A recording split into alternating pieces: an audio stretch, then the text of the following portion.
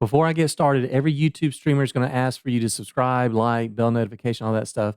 But also, guys, if you don't mind leaving a comment in every video, just comment on anything, literally anything, because it helps the YouTube algorithm get the videos out to more people. So you could tell me how old you were when you got started in chess. You could tell me how many drafts you have in your backyard. Literally anything. All right, now I'll start the video. Hey guys, and welcome back to the channel and this next leg of our Caro-Kann speedrun series where we will be taking the account from 1600 up to 1700. And as always, I'll want these to be educational, so be prepared to pause the video when you hear and see the tactics recognition buzzer so you can find these moves on your own. And please like and subscribe, hit the bell notification, and leave a comment. Thanks so much, guys. Let's go. And here we go. All right. Good evening and welcome to the first game of our 1600 level speedrun. We have the hillbilly attack. All right, let's go with this. I'm going to try the queen line if they play knight f3. They do not. Okay. Knight c6. Okay.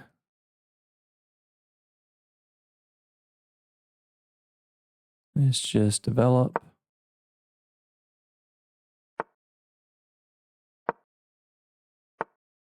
Part of me wanted to play e5, but we'll stick with kind of our normal setup. And once again, we want you to play that. Play it. You know you want to.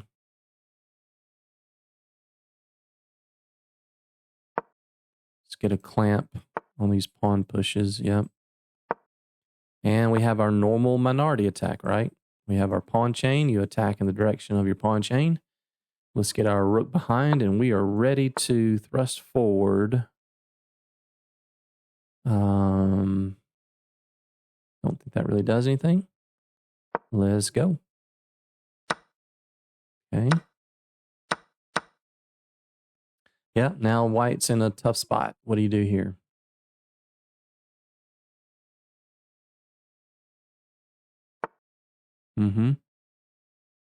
Yep. So let's take once. If they take with a pawn, we can jump our knight into e4. That looks strong. We could double and hit this weak knight.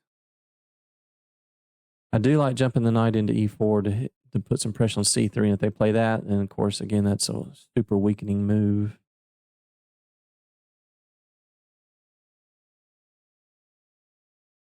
I could push c4 though. But I like knight e4, so they can't go knight c5. Okay, let's play this. If they push c4, then we'll deal with it. Maybe that gives us a chance to double. I'd love for them to push c4, c5, because then the d4 pawn will be eternally weak. That makes me want to play this move.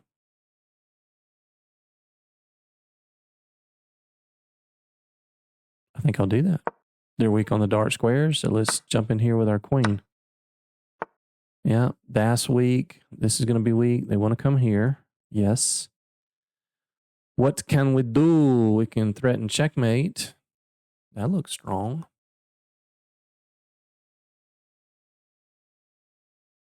I don't know, man.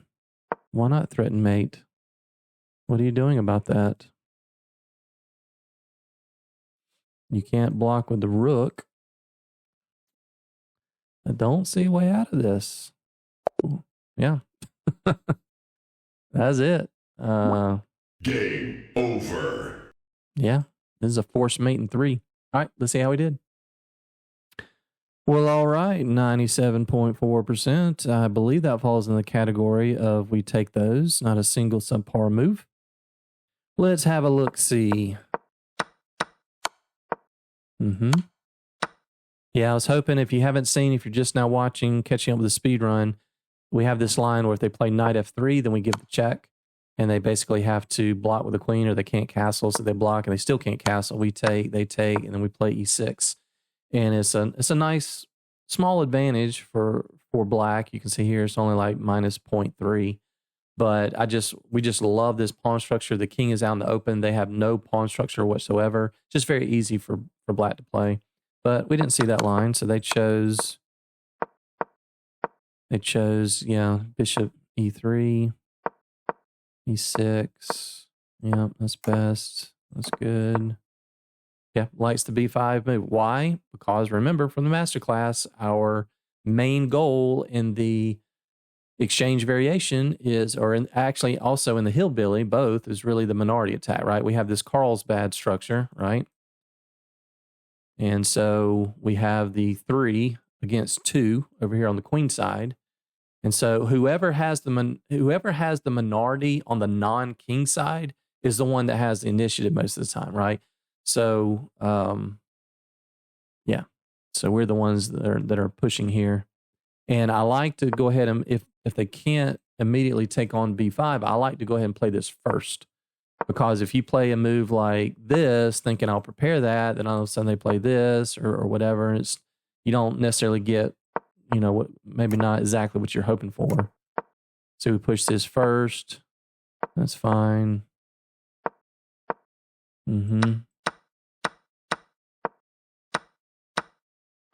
Yeah. Yeah, you can see that one's not so great. You don't really want to be moving your F pawn like that, all these holes.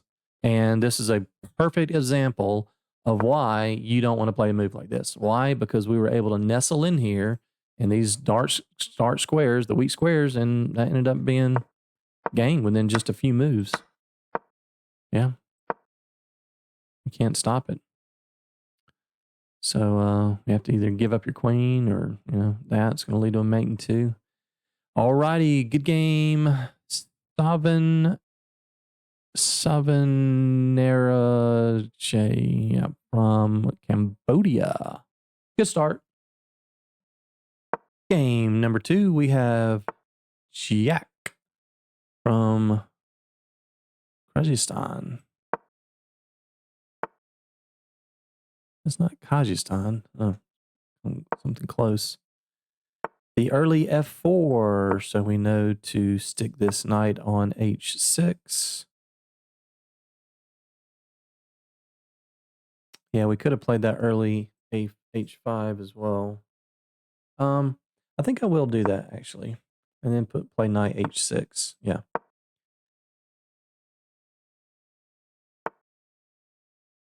Okay, I think it's time for either bishop b4 or queen b6. Queen b6, bishop a4. I mean, knight a4.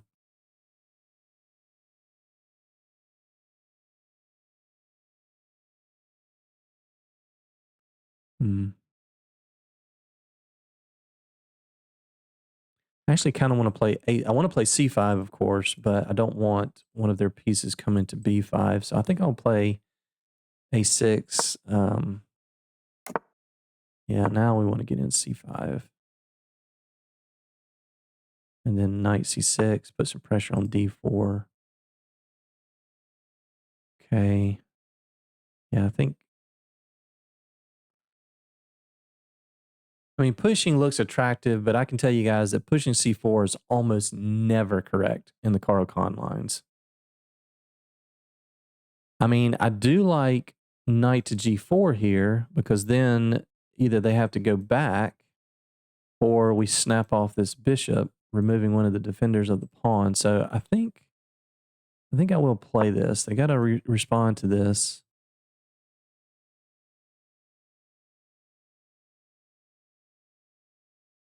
Yeah, this looks good because if they go back, then we can play knight c6. Okay, well, let me just show you what I saw here. Let's just say the bishop goes back to one of these 2 squares.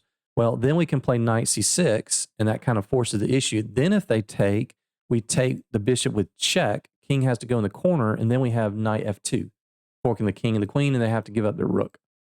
So I guess probably this is the best decision, but I very much like this position here. And now I'm thinking about either taking or pinning the knight. We don't want them to take, that's for sure. Okay, let's pin. If they play that, that's a weakening move. Obviously, our queen might come to h4 in some lines. Yeah, okay.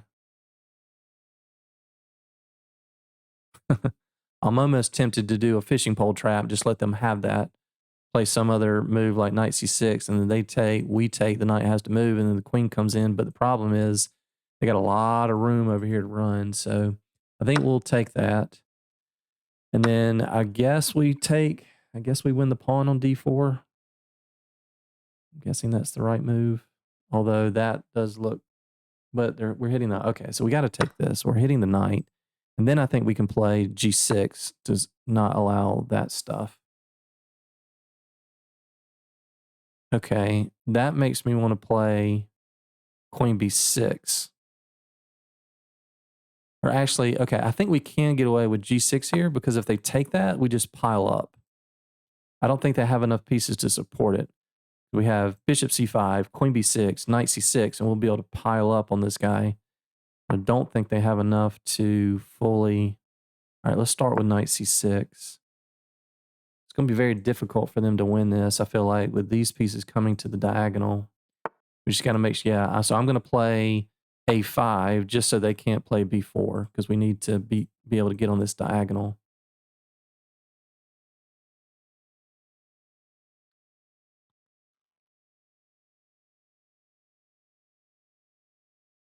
We do have to be careful about... Yeah, I'm going to play the bishop first and get castled because we do have to be careful about this, and then we take, and our rook is being hit if we put the queen on b6.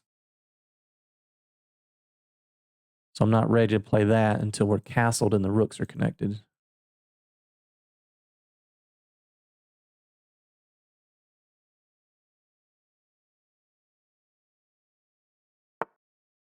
Yeah, so they might be going for some play over here.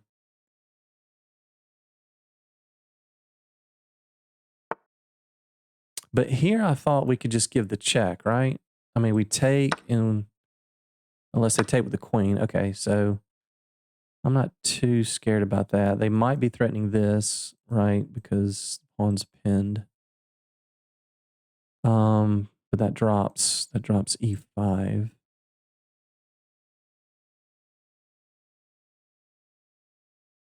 Okay, let's go king up. Maybe we need to shift our focus back over here to the king side. I don't think that works. Knight takes e5 looks incredibly strong.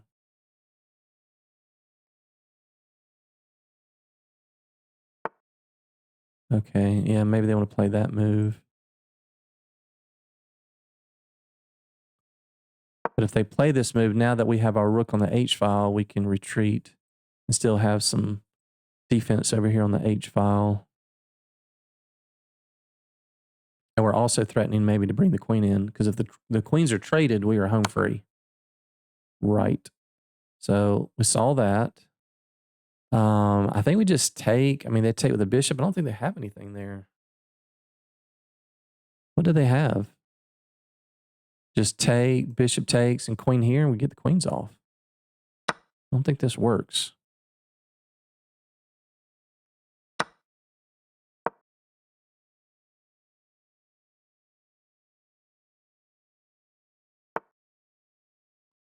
Yeah, we're just up a piece here.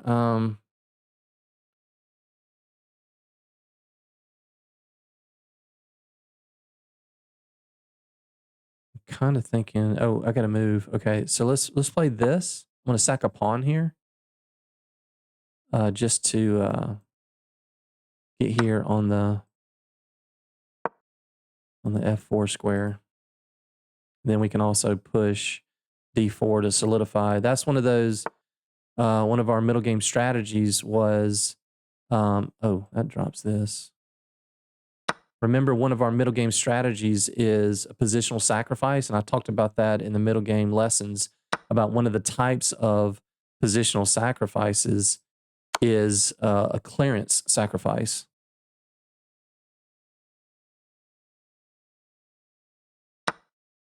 Okay. Let's go here.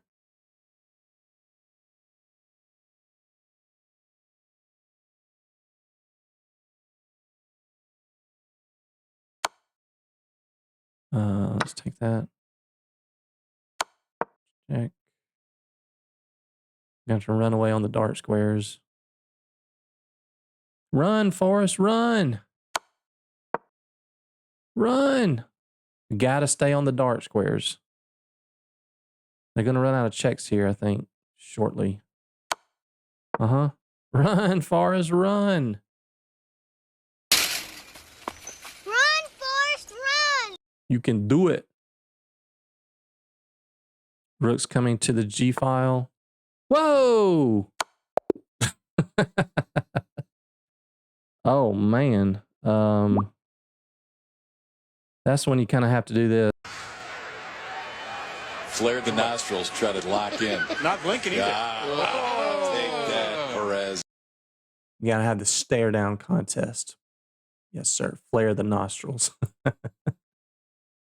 Oh man, that was a good game. I quite enjoyed that. I think White played that very well. I think they had some good defensive resources. So let's see how we did.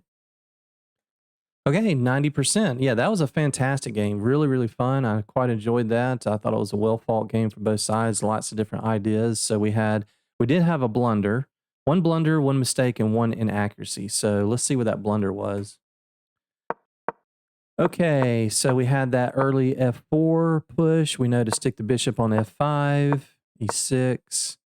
Yeah, that A5 move. Just so again, remember these F4 lines that the computer actually is okay with you. I mean, that is the best move here, but we've seen several lines where the engine actually does want to play this early H5 just so they can't hit our bishop with G4. So I went ahead and threw that in here at this point. Yeah. Remember, in all these F4 lines, when White pushes F4, we get our bishop to F5. We want the knight on H6, not on E7, because we need this bishop to be able to take back on C5 if and when we play that. Yeah, I wanted the C5 push here. I was a little bit hesitant about, these kinds of things, the knight coming here, jumping in, C7. I think you guys have probably noticed, if you've been watching the whole series so far, you guys have noticed that I'm a little bit probably more paranoid in these Caro-Kann lines about the B5 square than the computer is. The computer is fearless, right? But man, I know I've been hurt so many times, years and years ago, I just got eat up on this light square diagonal on a lot of these Caro-Kann lines. So I'm just like, as time has gone on, I'm like, A6, man, get that A6 move in there to not have to worry about checks and knights jumping into these squares, that kind of thing. So I don't really care that the engine says that we waited a move to do it. It was fine with that. Yep, snapping it off was good. Removing this. Okay, okay, nice. So we used a tempo to pin that knight. Yeah, take his best. Oh, that was our mistake. We shouldn't have taken that, really. I mean, I guess so. It wants us to play, knight c6. So here, they take, we take.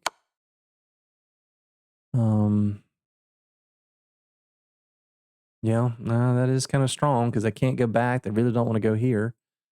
And otherwise, they're having to kind of go out into the open field. Okay. It sure is hard not to just take that take that pawn there. That was our one mistake. Yeah, so here I was thinking, I was more worried about them pushing F5 because I thought if they took this, if we it wants us to play knight c6. So I was thinking after this, if they took this, then we would pile up like bishop c5 because this is pinned.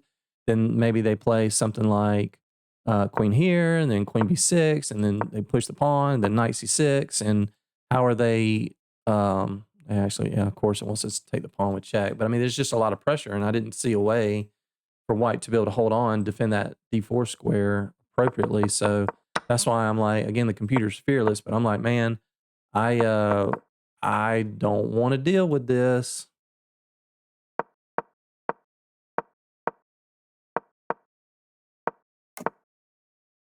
Castling was our one inaccuracy. I wasn't too worried about this. Yeah, king up just so we can get the rook to the H file. Because our queen was sitting here, I wasn't too terribly concerned. And I also wasn't concerned about them pushing here. I mentioned in the game, if they push F5, then you just take on E5 and that's it. Oh, never mind. I stand corrected. It doesn't want to take that. It wants to take the pawn. Then if they play this, then we take E5, I guess. Yeah. Yeah. Okay. Well, I guess that would have been a mistake if they had played that then. I was absolutely prepared to take this, but I guess they can throw in the check because it's covered by the rook. I guess that's the one reason. I was just thinking, take this, you fork, you're going to get one of these pieces, and that removes the danger on the light squares. Okay, so, yeah, I didn't understand this. Yeah, just bring the queen in, and white's got nothing. Look at that, guys. So, again, I didn't have a whole lot of time to kind of think about and delve into this, but I was saying that one of our middle game strategy number 7 is positional sacrifices. Now, most of the time that is an exchange sacrifice. You sacrifice a rook for a bishop or a rook for a knight, something like that. But we also had the clearance sacrifice, which is something that's probably the clearance sacrifice is probably one of the last tactical ideas that I was actually able to bring into my own game, because it's so unnatural to think I'm just going to move a pawn. I'm just going to chuck the pawn here. You have it. I'm here. You have it, because I want to free up a square for one of my other pieces, right? So the whole time I'm thinking, at this point, I'm thinking, well, this is incredibly weak, right? We only have one attacker. They don't have a dark square bishop. If I can get this guy around somehow to put pressure here, that's going to be devastating. Well, how do I get the bishop here? There's only one way to do it, and that's a clearance sacrifice, right? So move that pawn, chuck it, just so that you can get to that square, and the computer agrees, right? This is incredibly strong, right? And now we can push d4, right? If they, adequately defend this, if they, I don't know, queen here or something, you just lock in with d4, and even if they push here, you got the knight there, and it's just incredibly strong. So keep that clearance, just a little pawn push, clearance sacrifice. You're like, man, I need that square for one of my pieces. Yep, that's strong. All right, so we had a blunder in here somewhere. We've already seen the mistake and the inaccuracy. Oh, that was our blunder. 14 seconds left. Well, why is that a blunder? What can they do here? Check? Oh, maybe it's this. Oh, yes. Oh, man. Yeah, that would have hurt. I totally missed this, because our king is lined up here. We can't move the knight because our queen, and they're about to take this. But I think maybe can we sack there? No, we can't, because our king's not able to defend. Okay, so that was the blunder with not much time on the clock. So that we went from -4.5, and in the blink of an eye, it's dead equal. But I guess I'm not going to worry too much about that since we were low on the clock. Yeah, and I was looking at this the whole time. I'm like, man, they're going to run out of checks. What are they going to do about that? Yeah. So they blundered mate there. All right, cool. That was a really fun second game. All right, onwards. And here we go with game number 3, 10 acres. No, that's not acres. I'm dyslexic. 10 arses. Okay. We have the classical. What is going? This is the Raza Studio Gambit. We have not seen this yet. I thought for a second my heart dropped because I'm like, yes, the fantasy. I was like, oh no, it's not the fantasy. Okay, so the fantasy, just to refresh our memory, the fantasy is this, and they immediately play F3. That's the fantasy. The Raza Studio Gambit is when they play knight C3 and then they play F3.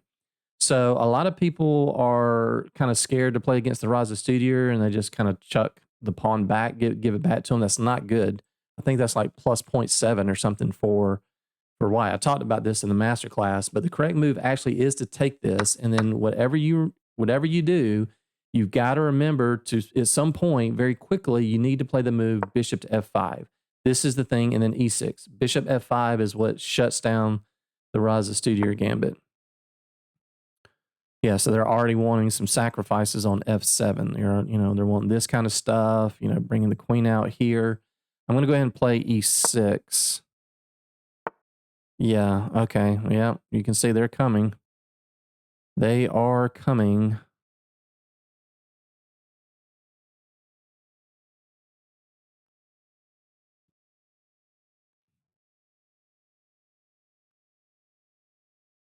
I don't think we can sack the bishop here. Here, takes, queen d5. I don't think that leads to anything. So let's drop it back. Yeah.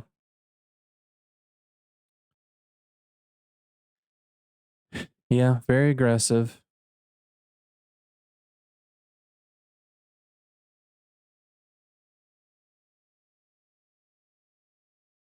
I think we can get away with bishop b4 and then h5 and then bishop e4 hitting the rook because this knight's pinned. So I think that's the plan here. And we're happy if they take, because then we take back and this pawn's going to be weak. I mean, they should play a move like this or this or oh, okay. Don't like that move for white at all. I think I'm going to go ahead and take this to go ahead and damage their pawn structure. And then take this way, and then what are you doing about that pawn? We got two attackers on it.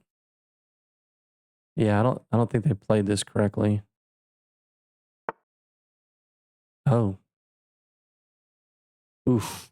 Ooh. Queen d5. Yeah, I guess we got to just take the pawn. That's too good not to.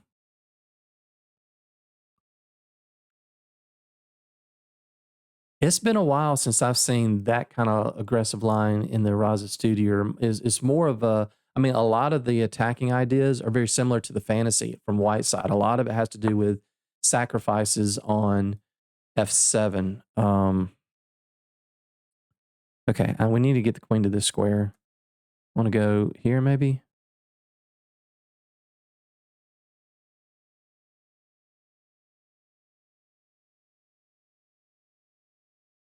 I don't want to, well, I got two defenders on that. Yeah, I kind of like this move. This allows us to get into the h4 square with check. They play that, queen here, block.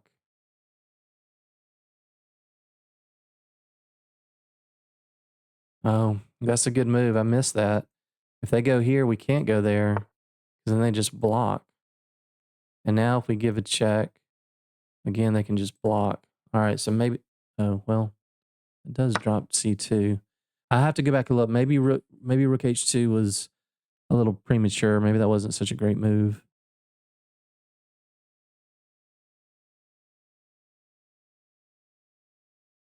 But now maybe we can come in. All this stuff looks so wrong. Okay. We're hitting this. How do you defend that? You got to go back, don't you? Right. Need to develop. Okay, need to get castled. I'm a little bit nervous about, or concerned, not nervous, but concerned about that. Okay, yeah, but that drops this. Okay, let's go here. Maybe provoke that, get the knight in, and we're attacking this. Yep. Put some pressure here. They cannot move this pawn because that would be an unfortunate way to end the game. I'm also going to be... Oh, I think we got to do it. I think we got to do it, guys. I think we got to do this. Boom. I think we got to do the sack.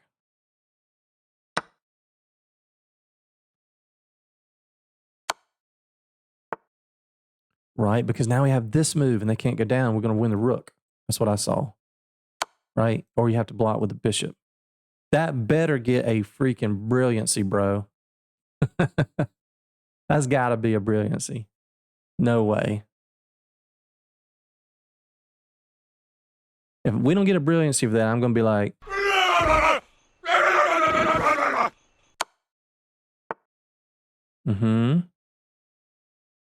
Let's go back. I want everything on the light squares. They got, the dark squares. They got the light squared bishop. This hitting this. I was thinking, yeah, let's just push because if they take on Passant, we take with a knight. We shut down the F file. That does make E6 a little weak. Actually, we could, yeah. Oh, that might have been a mistake. That does drop this. Maybe I should have gotten castled first. Might have been a bit of a mistake, but we should be fine here. I mean, we're up a ton of material. We just gotta... Okay, dark squares. Dark, dark, dark. Everything dark. Bring in the rook. Yep. I would love to exchange queens. 27 seconds. I'm so sorry, guys. I promise I am not doing this on purpose. I am not trying to let the clock run down to less than 30 seconds on every single game. I'm really just trying to focus on making sure that we make good, precise moves in the middle game to give us the best chance to be able to pre-move quickly in the end game. Okay, let's stop that. Let's bring the rook around.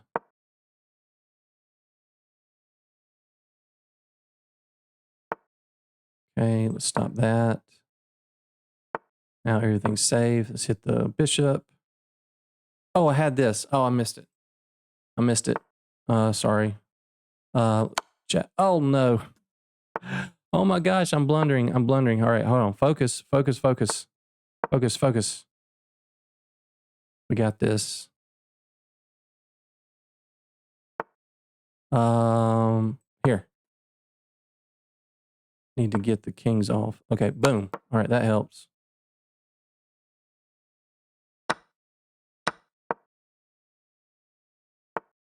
Okay, I want to get rid of the bishop. Just get rid of the bishop. Push. Push. Push. Dark squares. Take. Oh. See, this is what I'm talking about, guys. You cannot do that. I mean, he's got 1:13 minutes left on the clock, right? I know we only have 5 seconds, but your only chance is to win on time. And he did the one thing, or she did the one thing that you just cannot do. You cannot trade in a position like that and allow your opponent to just pre-move out the rest of the game. So, yeah, that was another fun, good game. The accuracy is probably going to be bad because I blundered. I made that rook move, and they could have taken. I saw they could have taken the rook on G6 there. So that wasn't very impressive. But all right, let's see how we did. Better get a brilliancy. 85%. 2 misses, 2 mistakes, no brilliancy. DearChess.com. That was a bunch of bull. Sincerely, Coach Mark.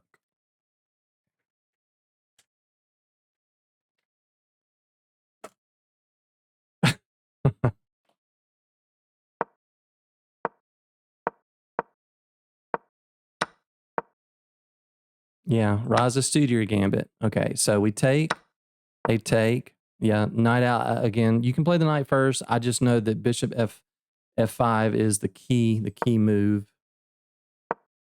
that was okay. Yeah. Oh, yes. Okay, so that, oh my goodness. How did I miss that?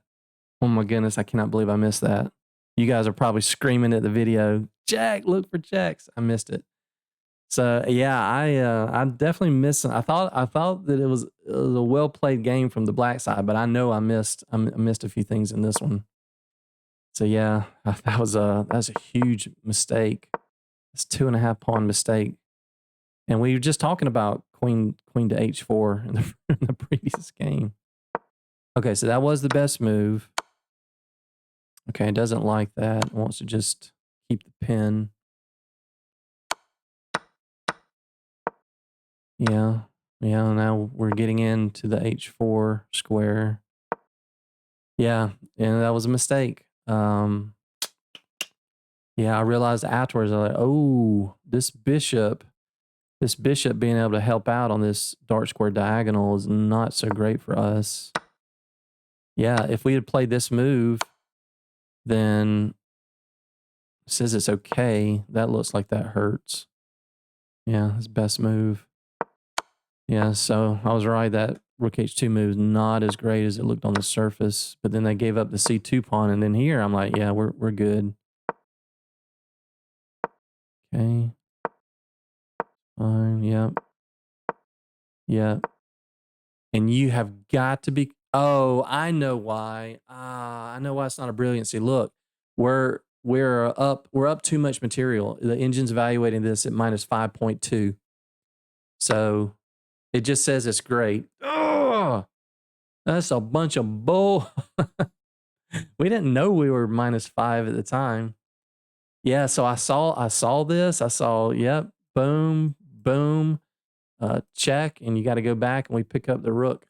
But that's one of the requirements to get a brilliancy is you can't be winning by a huge amount because then the computer's like, yeah, it doesn't really matter what you do, everything's good. So, man.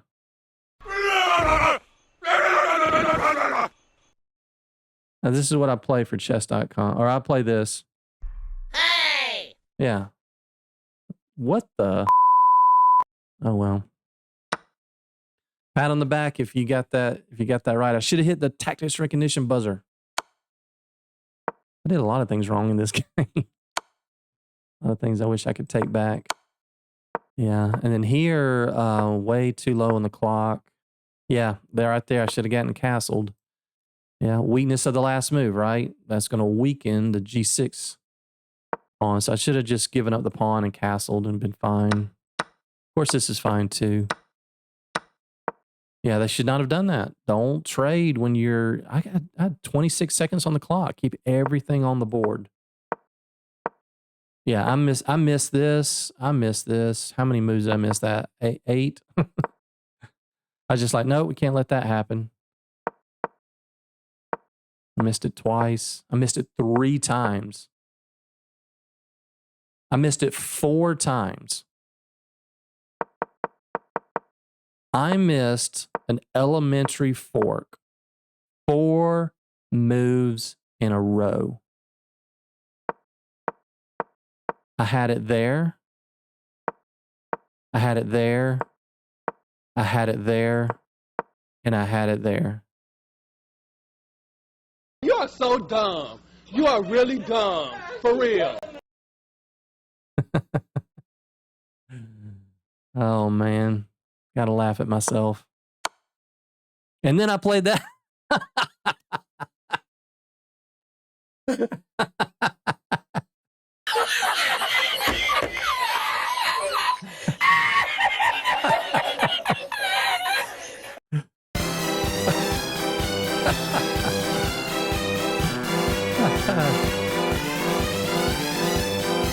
All right, instant replay.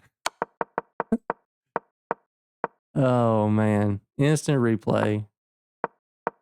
Missed. Missed. Missed. Oh, yeah, missed. But then we recovered and we played rook g6. I have to include this for entertainment purposes. I mean, I'm glad we got to see that line with the Raza Studio game because I don't think we've seen that yet in the speed run. But yeah, this is not one of my finest. Even though the percentage was pretty good. What was the percentage? See, we'll move 35.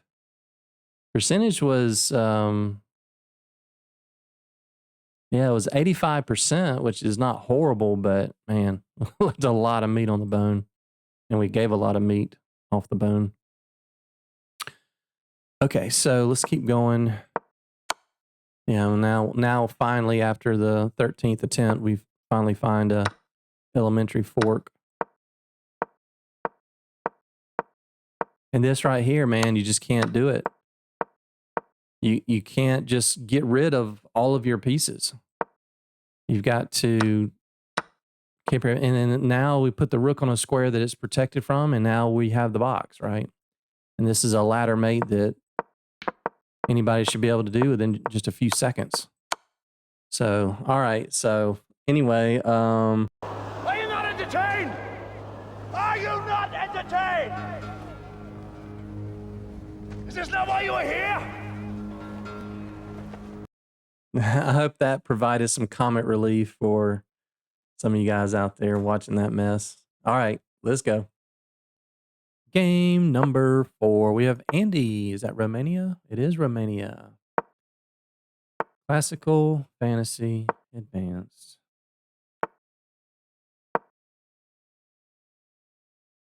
Knight F3 or bishop. Wow, neither. Okay.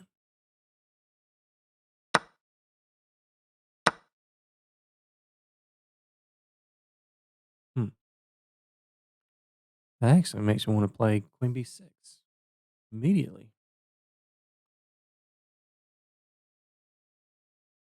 Also makes me want to play Bishop F5.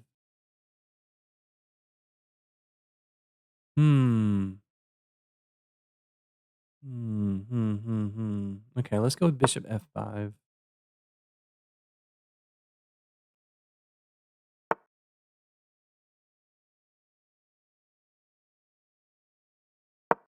Are they going to pin the knight? Yep. Okay, we've tried this before. Should we try it again? For grins and giggles? The computer's not going to like this, but we'll Do it. all right, let's see if we can get him with a cheapo.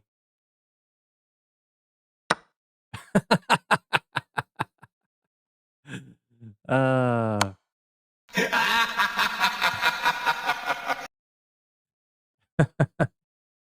I would recommend that you guys experiment around with that from time to time. It's not good, but it's a little cheapo. I mean, they're supposed to obviously take the knight first with check, and we end up giving up our bishop for no reason. But you know, I'm a fan of traps, um, because I'm a fan of having fun. So, to me, it's not all just positional, playing the best moves all the time. You know, I think it's fine to switch it up and play some fun things from time to time.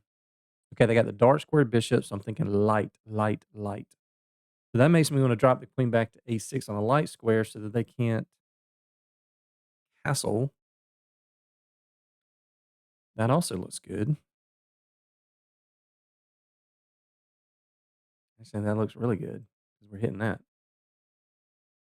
They don't have a discovered check with the bishop because our king's on a light square. So if they move the bishop, we're happy to trade.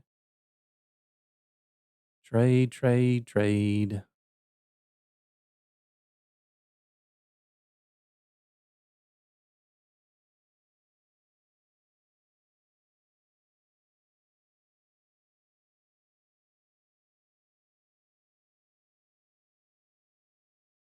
Mm-hmm. And what are you doing about that pawn? I don't see any way to protect that other than moving the bishop. And if you move the bishop, we trade. So I'm going to be interested to see after the game if the computer. My gut tells me that maybe the computer wanted to just hang out on one of these two squares just so white can't castle. But from a human point of view, again, we're +3. So I tell everybody when you're +2 or more, I would start almost like blindly trading equal value pieces. So here, I'm going to trade pieces. I'm going to make him an offer he can't refuse. He can't refuse that offer. He just can't do it. Again, that maybe helps them strengthen this pawn chain, but from a practical point of view, I just don't care because now I don't want to allow them to push this. So this is a backwards pawn. So we treat backwards pawns like double pawns. So I'm going to play knight to a5 because I want to get a clamp on this. And if they put the rook here, we just simply play b6.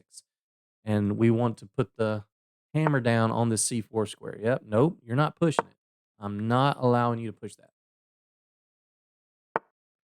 They are adamant that they want to push that. Nope. Step number 1, stop the advance, which is what we did. Step number 2, occupy the square in front. I'm going to go knight here. And then if they take, then we jam the rook in there. If they want to come down here and keep trading, hey, you want to keep trading? Have at it. Have at it, baby.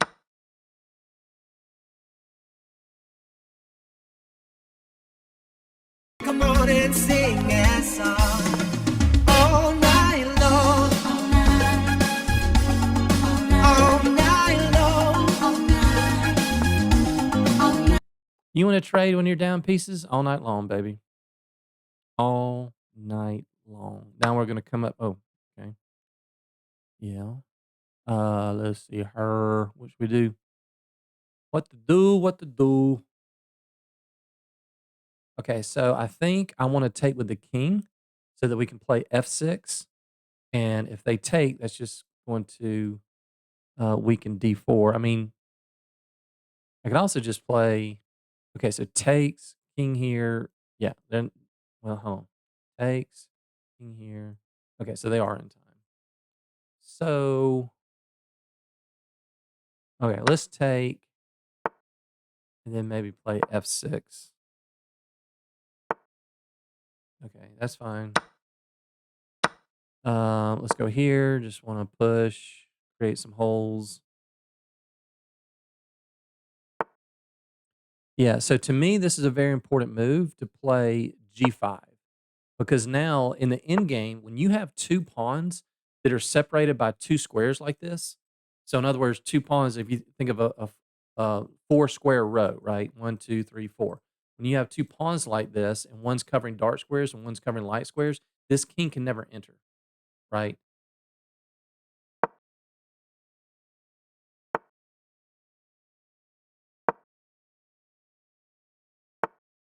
And I'm not going to do anything with that. You take, I take, and then. Mhm. Okay, how do we break through here? Let's just get the knight in here. Let's go mop up some pawns.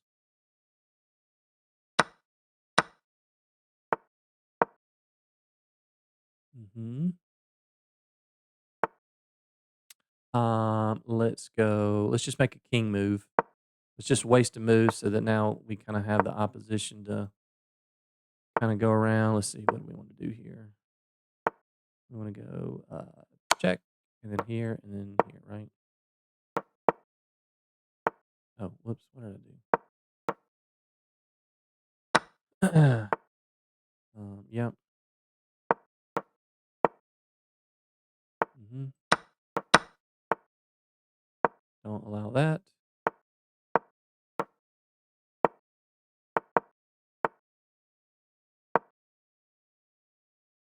Can't take the knight. And we just bring the king up. Oh, okay. Knight, queen's on the knight, checking square, copy. They went down to the left, we go down to the left.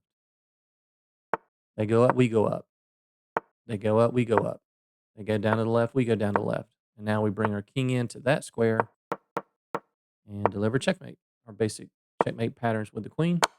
Good game. Andy, 26P from Romania. Let's see how we did.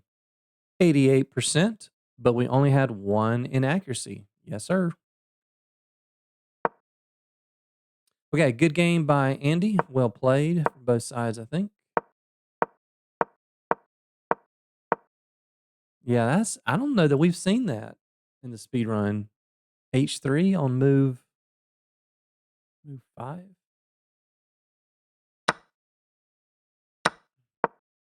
Bishop F5. E6 is best. Yeah, okay, so we got hit a little that was our only inaccuracy was the one move that I said the computer's not gonna like this. Okay, so outside of that, we played great. Um, yeah, so here, oh, sorry. Whoops, sorry. Um, so here it's minus, minus a tenth, 2/10. It's basically still even. We take that. Now it's plus half a pawn. So I mean, it's not a big deal, but you know, they should take the knight with check. We take back. They take our bishop. And now maybe you can come in with a check here. If they block with a bishop, we can bring the queen in. They take, something like this is possible. This is pretty even, I think. Yeah, computer's showing this like it's pretty neutral. Maybe we still get our knight to f5. Maybe we don't even castle here. Bring the king into d7, push c5 when we have control of the c file, whatever. But I can guarantee you guys, when you're in this position, I can promise you that at the lower levels, you're gonna get a lot of people with this little trap. And this is something I stumbled on personally. I didn't see this in any video or any book or whatever. I was like, well, this doesn't do anything because the knight goes here. So, let's remove the defender. So, yeah, and now it's game over. Okay, so putting on d3 was correct. Trading was correct. Trading pieces was correct. Look at that, guys. I didn't even hesitate. I didn't even blink. We're going to make him an offer that he can't refuse. Maybe if we don't do that, maybe this pawn's a little weaker. I don't care that we're helping them get a pawn chain. We're up a piece, right? Yeah, likes knight a5, likes b6, get control of the c file. Yeah, okay, so we got hammered a little bit because he kept wanting to develop, but I'm just so adamant that I do this correctly with these backwards pawns, right? I mean, if we don't do any of these moves, then they'll push c4, then we take, and the rooks develop, and I just don't want to do that. I want to get a lock on this square in front of the backwards or the double pawn all day long. I've made a living off of this. It's one of the key components of the London system that I play is getting that Maroczy bind and sticking a piece in front of that square and then just pile up everything on the vertical file or attack everything from the sides and diagonals. And if you've got a Maroczy bind or they have a backwards pawn or whatever, it's game over. It's very, very hard to defend. Yeah. So how many times did the computer want us to play knight e7? Let's count this just for grins and giggles. 1, 2, 3, 4, 5.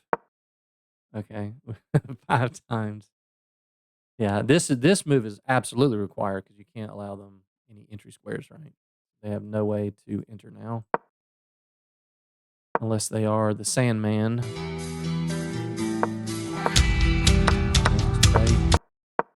Oh, look at that. F6 was the best move. Yeah. Yep. G5 to get that claim. And so I didn't really have a whole lot of time to explain this. Our time was running a little low, but you can see here what I'm talking about. When these pawn and king endgames, when two pawns are separated by two squares in the middle, there's just no entry. No entry whatsoever. So I don't know why they're coming over here. They're never going to do anything. Never going to infiltrate.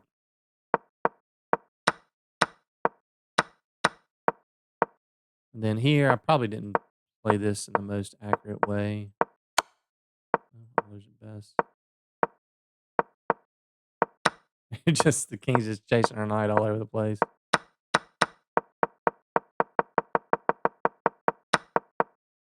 Yeah. And for those of you who don't know how to do this, if you're a brand new beginner watching this video, the best way, in my opinion, the best way to checkmate with a queen, I mean, yes, we could have taken this pawn, but there's no reason to do that. So what you want to do is you put your queen on what I call the knight checking square. So in this position, the king moves here. If you consider the queen as a knight, think about the queen being a knight. We want to put the queen on a square that checks the king if she were a knight. So all the knight checking squares would be these guys right here, right? And so once your queen is on that square, whatever the king does, you just copy it. So, yeah, we're on the square. We're on the knight checking square, so we don't need to make a move with the queen, so we waste a move with our king.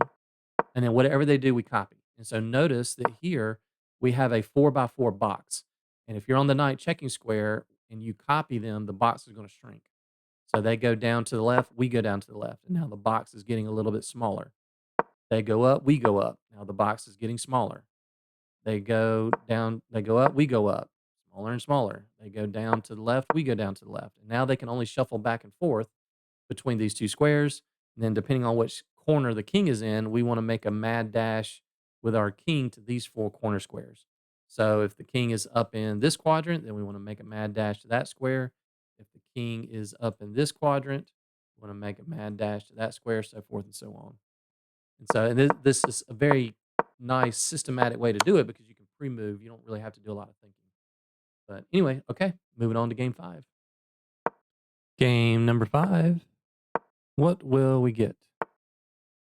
Another advanced. Knight F3. Nope. We get the early bishop. Okay, take on D4 first, then pin and win. Okay, we're happy to see that. Maybe the early queen B6. No, I think E3. We don't want to allow them to play E6. Then our position becomes very, very uncomfortable. That's a mouse slip, unfortunately for our opponent. Let's put some pressure. Put the pressure on. Okay. Bishop B4, of course, looks good.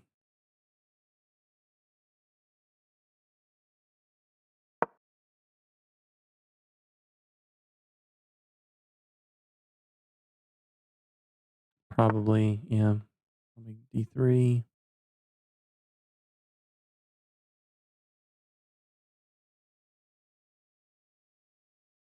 We could get the queens off with the mouse slip. I don't know if that's best. Maybe not. Um, Probably C5 is correct here because we don't really want to allow that. Then we go back, then our bishop gets trapped. We don't really want to go back to E7, so I'm thinking C5, and if they play A3, then maybe even C4. All right, let's go with that.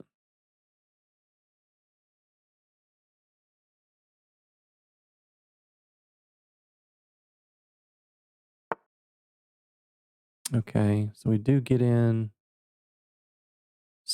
I mean, we don't normally play C4 in these Caro-Lines, but because of this mouse slip, there's some potential on the light square diagonal that we almost never have. Yeah, so like queen here. We're kind of threatening that. Also, just our normal knight to F5. This is coming. I really don't want to go back to E7 because if we play this move, I think and that actually doesn't trap our bishop. This is another reason why I want to play C4, but I think we can get away with this because if they go here, we can back it up. If I play B4, we can take on passant. Yeah, I think that's okay. Oh, they don't want to allow that. Well, let's kind of force the issue here. H5. If you take that, now we get into F5. Now that's weak. That's weak. So I think here maybe just go ahead and trade. Because now that we were able to get the knight out of the way, now we can retreat the bishop back to E7. So I think trading here is fine. Plus, again, we're threatening a discovered check that could be devastating.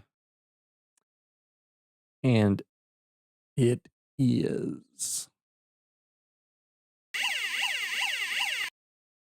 Kind of gave it away, but we got this discovered check. And now that is A very, very restricted piece. Tactics recognition, condition number 4. All right, they blundered. Stop, drop, and roll. SDR. We could take this first. Well, that is a forcing move.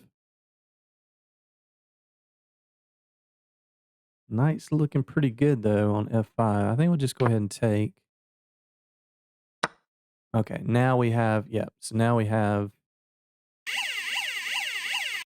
I should have hit back-to-back buzzers. So now we have this check, and then we win the knight because we deflected the queen away from the knight. And that should be game over. Anything wrong with this? Looks pretty strong.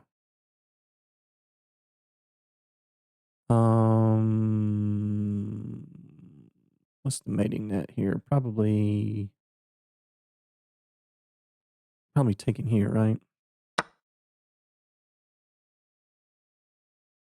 Don't have that. They don't have any checks. Yeah, so I think just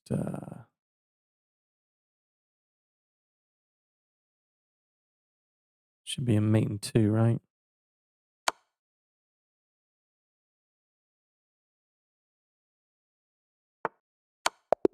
Good game. Mazel 98 from Mexico. Let's see how we did. 92%, 1 mistake, and 3 inaccuracies. We've seen this so much. So, unfortunately, again, we're not getting to see more classicals, Tartic Hours, Alien Gambits. We're not seeing any fantasies. I don't think we've seen a single fantasy so far. I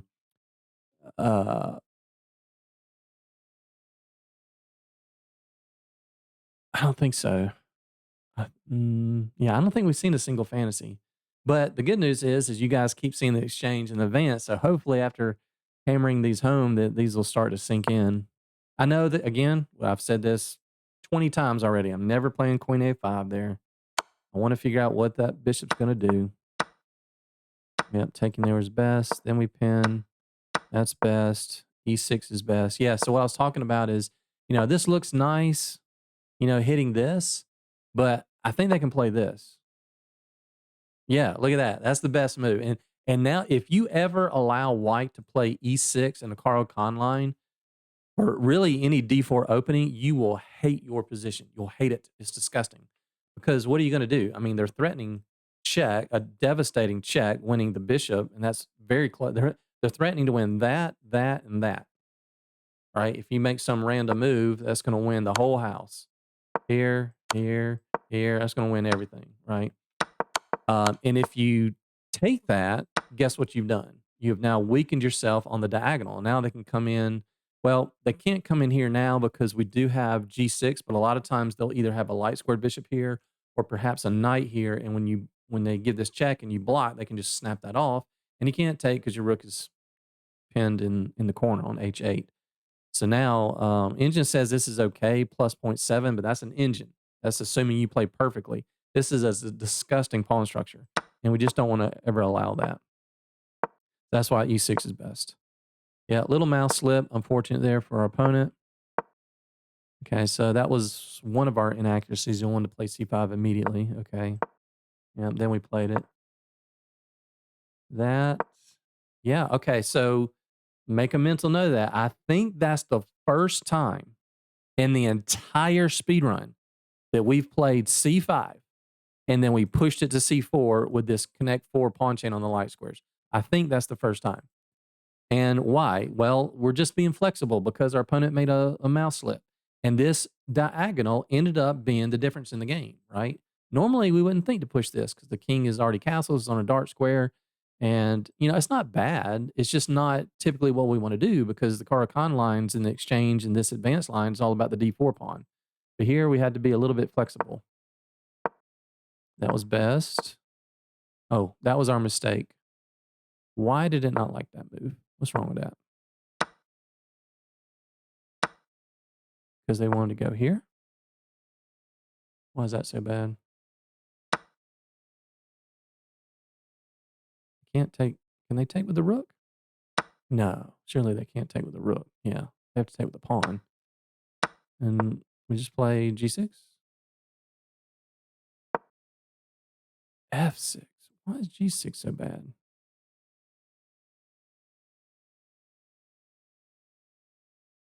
That moving the f pawn, that is risky to me. Again, the engines are fearless, but I just weaken. I know the knight is there, but the knight might not always be there. Ooh, that looks dangerous to me. Okay. Okay, so that was our mistake. Yeah. Yeah, huge blunder. And now they lose a lot of stuff here. Taking that was the best. And then here, that was the correct decision because, you know, this is an undefended piece, right? This is a 1 versus 1. So we promote, and then we play the check, and we pick up the knight. That's correct. This is a force mate in 7. That's correct. That's correct. Okay. So, all right. Good game. Let's go on to game number 6. Game number 6, we're playing Mr. Wagner Santos, Brazil, from Brazil. Please, Wagner. Wagner. Wagner. Please. Wagner. Oh, man.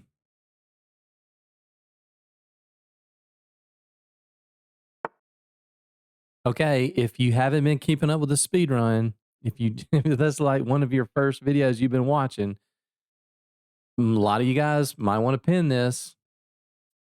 You cannot do that. You must take on d4 first. And if you're thinking that you can't do that, then I'm going to play this again. No, I can't do that. I won't. You have to. You have to. You have to take on d4. Then we pin. Mm-hmm. Yes, yes. Yeah, I mean, see, the computer doesn't like it. I like to play the early a6 because if we play e6, which is the correct move, they play this. Yes, we can play rook c8, but then maybe they take, they take the a7 pawn. I mean, it's okay for black. I just don't like it. So, sorry, computer. I'm going to play a6. I'm going to do it. See, now I don't have any more checks.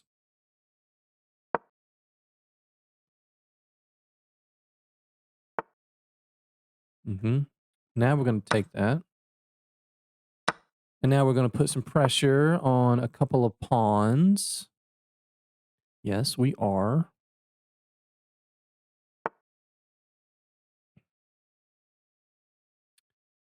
So we almost had this exact same game in game 5 where I played Bishop before and the computer didn't like it. It wanted us to go ahead and play this. So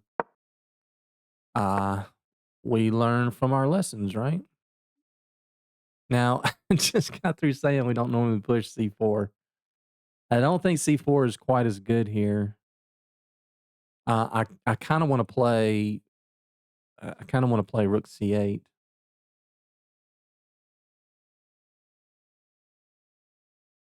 Yeah.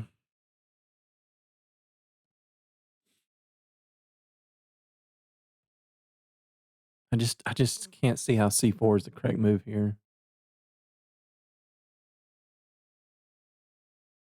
I mean, all they have to do is just push b3. And then we're pretty much forced to take, and then they take, and then rooks and queens are open here, and we still need a couple more moves to get castled. So I feel like go here though, they go here.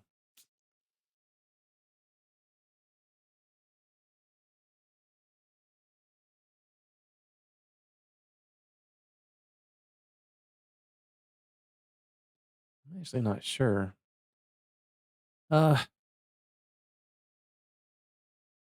Really do not like this.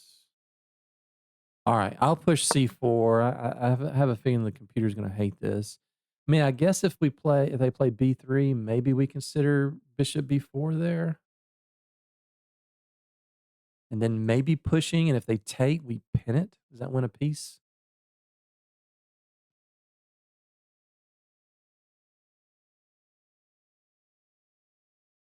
Probably will play bishop b4 on the next move no matter what they play, except for maybe a3, of course.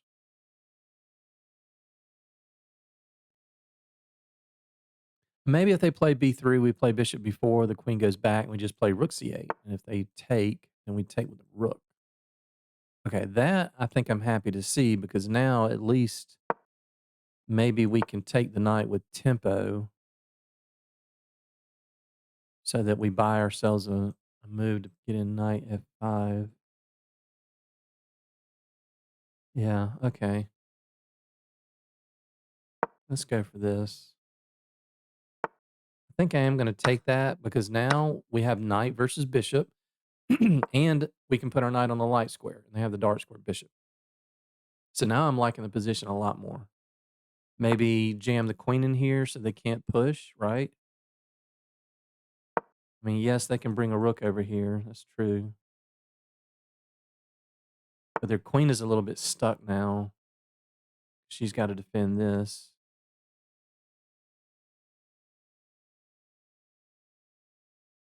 Okay. Yeah. I guess this castle will drop the queen back to b5.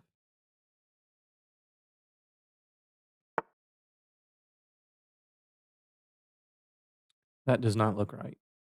Now we can just push this. This pawn is pinned. If they play queen here, then we'll just double. They can't defend it again with the rook. That looks wrong. Yeah. Let's get a rook over here. Now I want to play queen e4. If they ever push this pawn, we'll just take the bishop.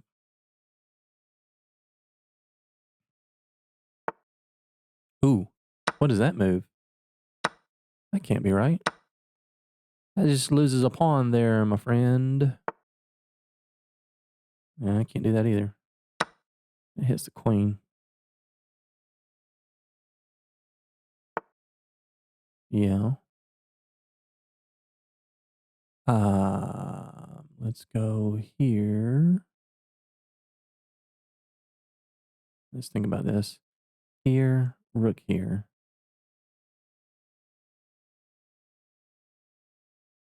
Just move the queen, right?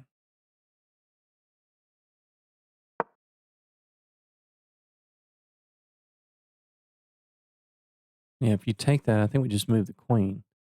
And your rook and your... Oh, okay, well, that's just a fork. That doesn't work. Yeah, you take, we take, you take. Whoa. Okay. What that is... okay. Let's hit the queen. And then we'll play that move. Oh, that's a good move because now our rook's hanging. I'm going to get that move in. 14 seconds. Plenty of time, especially after that. Plenty of time. Take. Take. Push, push, push. Good game, Wagner. Man, you really got to play the fantasy, brother.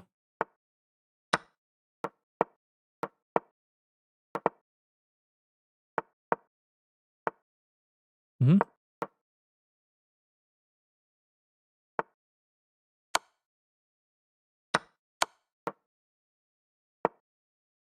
Running out of moves. You're running out of moves.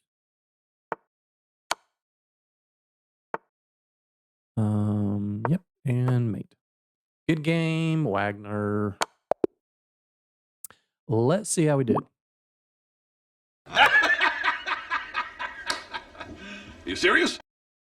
Okay, so we didn't get 92.8 like we normally do. I think this is one of the few times we've ever seen 92.9. 3 inaccuracies, and that's all. The advanced variation.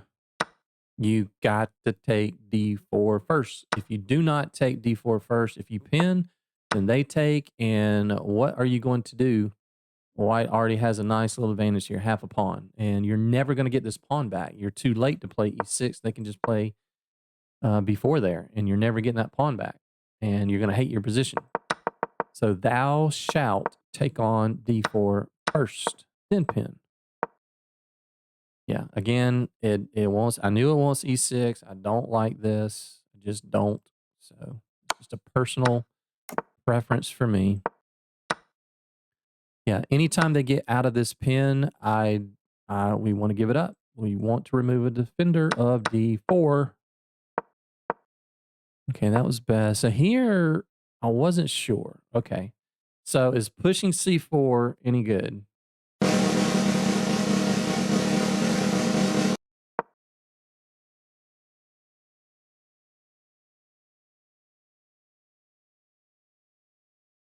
I probably thought the video glitched. It didn't. Okay, C4 was best. I think that's the first time in the entire series we've seen C4 being the best move, but I just couldn't. Let's take a look at. I know this is the first time we've seen this exact position. I know it. Let's take a look at this. I was worried about. Yeah, that's a blunder. That's a blunder. What are they supposed to do? Can they get here? Is that the best move? They're supposed to just take. Yeah, because they can pin it, right? Yeah, because we can't take. Because now they just pin this, right? Yeah, now we're screwed. Yeah, game over. So I'm glad we took some time there to think. C4 was best. So I was prepared for, let's take a look at this. I am interested. So if they play B3, let's see. I was prepared to play Bishop B4. Is that, okay, that is best. And then let's say they go here. Can we push? Because I thought maybe if they took that, we can just pin it.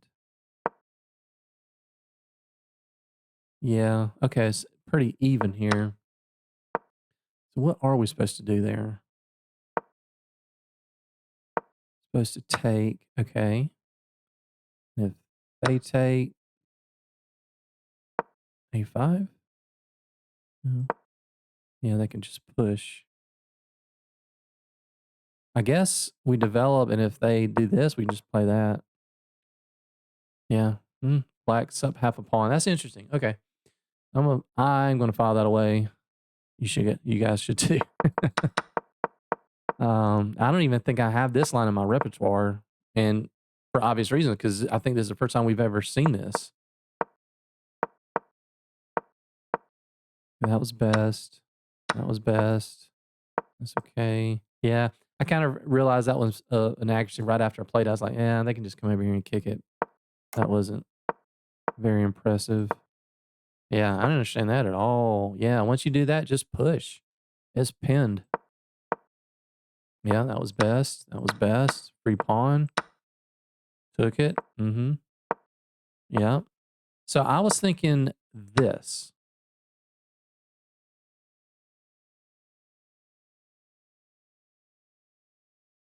Yeah. Okay. Yeah. Yeah. I guess that does work for black. I guess we can just take that. Okay. I thought maybe there might have been some issues on the back rank, but we're good. Yeah, that just allows a fork.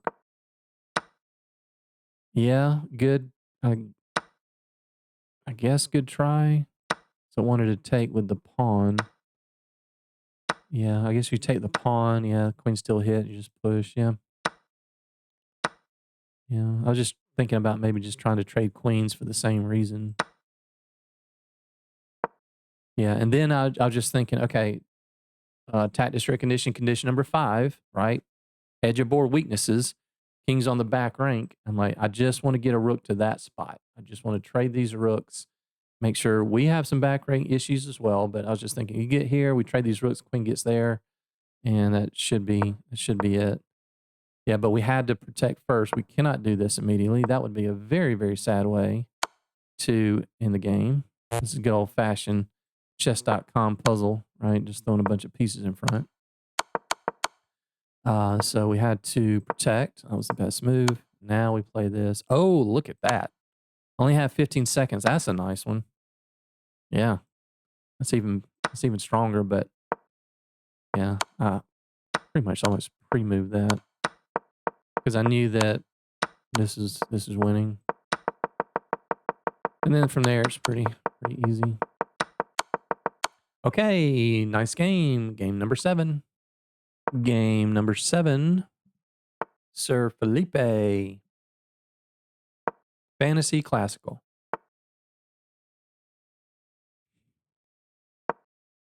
Amazing.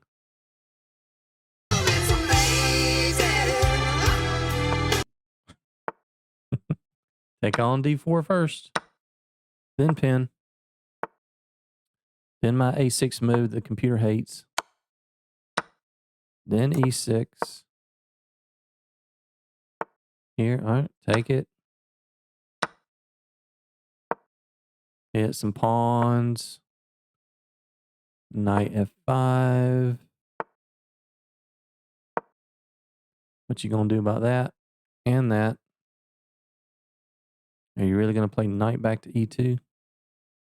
That looks like that's the only thing that helps. Although I'm not 100% sure that if they had played this, taking this was any good. Now I do think we want to C5? No, because I could play that.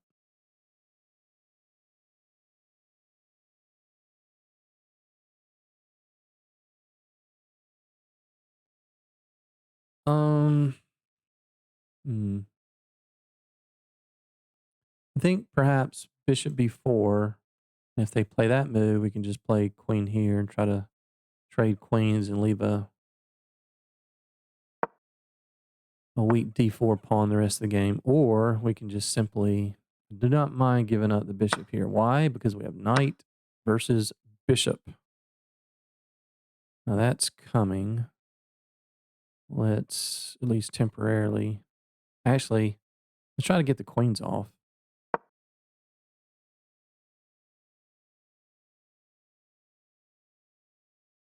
Because if they take, yeah. Okay. I think castle. Okay. I think maybe queen on a light square. They could play, yeah, they could try this, but I think we can go ahead and get control of the B file. Ooh, that helps us gain an outpost. Yeah, now that allows us to double.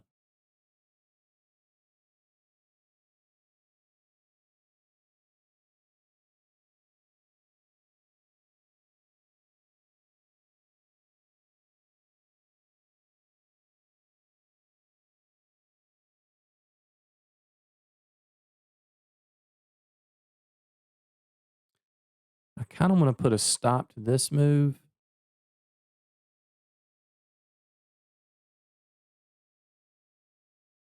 Wait a minute.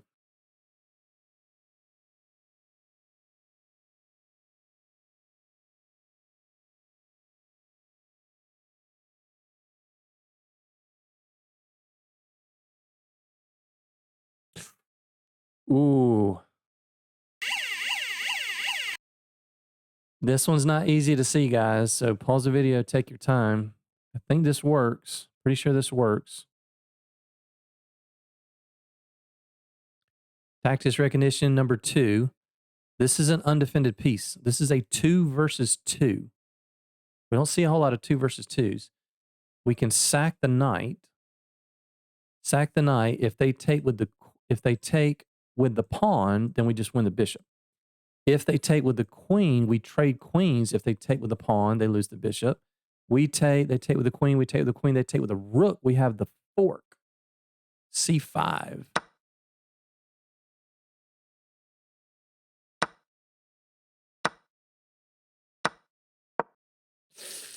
Nasty.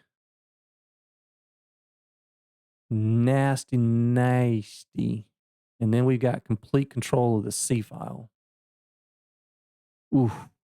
Or if they just back up the rook, we take and we just win a pawn. Or if they back up laterally, we go rook here. If they go rook there, we take on a5. Oh no! Oh no, I mouse slipped.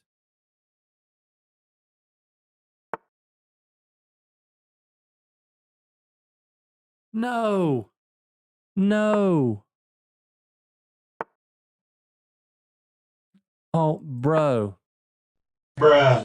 No. Oh my gosh. You gotta be kidding me.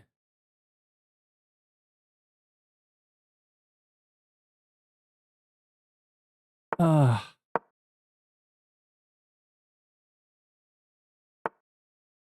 I'm going to have to include this loss just because I think that was such a cool tactic. I don't know. Maybe we might have something here.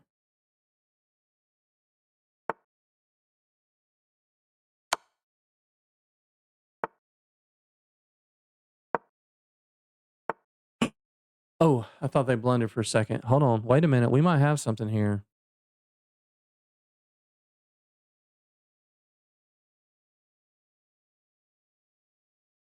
Okay, they are hitting that. If we push, they take. Push again.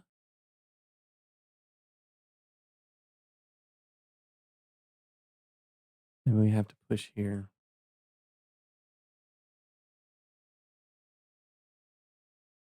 We cannot let their king get to that square. If they go here, they're going to be threatening that. No, they're not threatening that. Okay, let's go.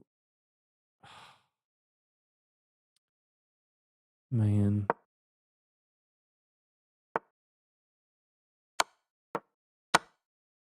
Oh, that's a mistake. Wait a minute. Wait a minute. This would be like the comeback of the year. We might have something here. We might have something here.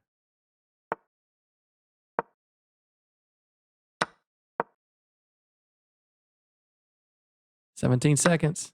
Are we going to win this? Oh, no. I don't think we're going to.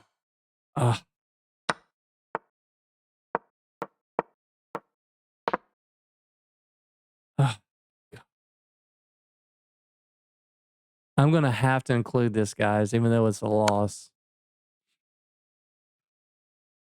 Man.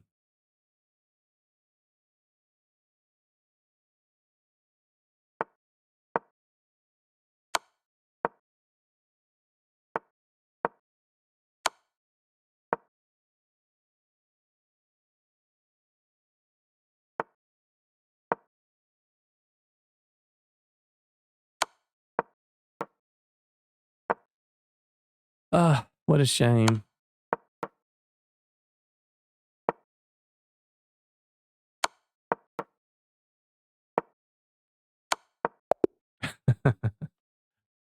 Oh, that was such a good tactic. Oh, man. All right, so let's see how we did. Oh, we got a brilliancy for that move. Oh, we got a brilliancy for that move.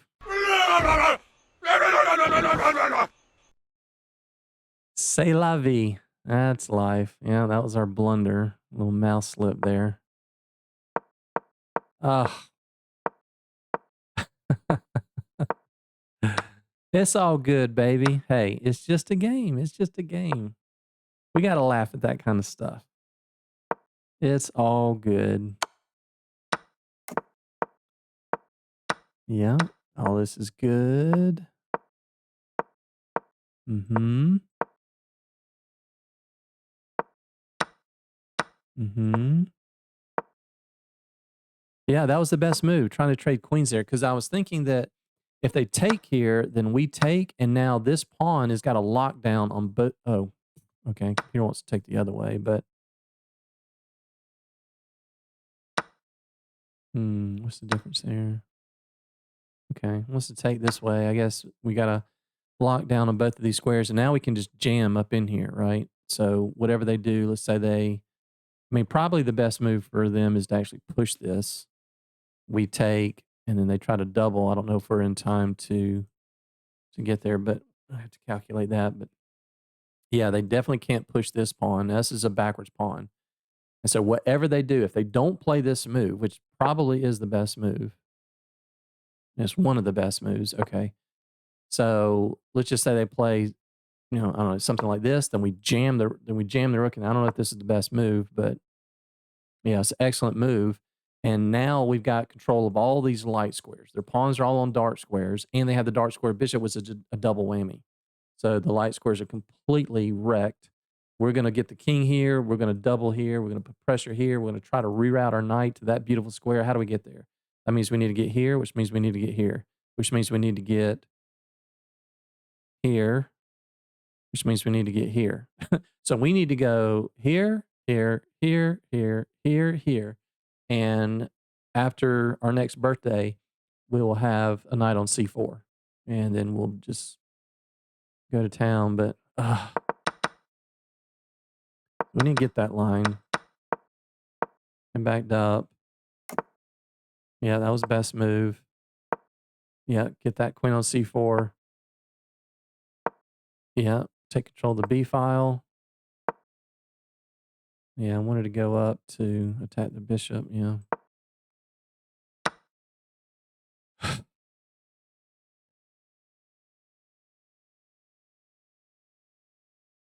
That's going to be so sweet. That's going to be so sweet. They take, yeah, everything I talked about. And boom, c5. We fork them. And then we play the amazing.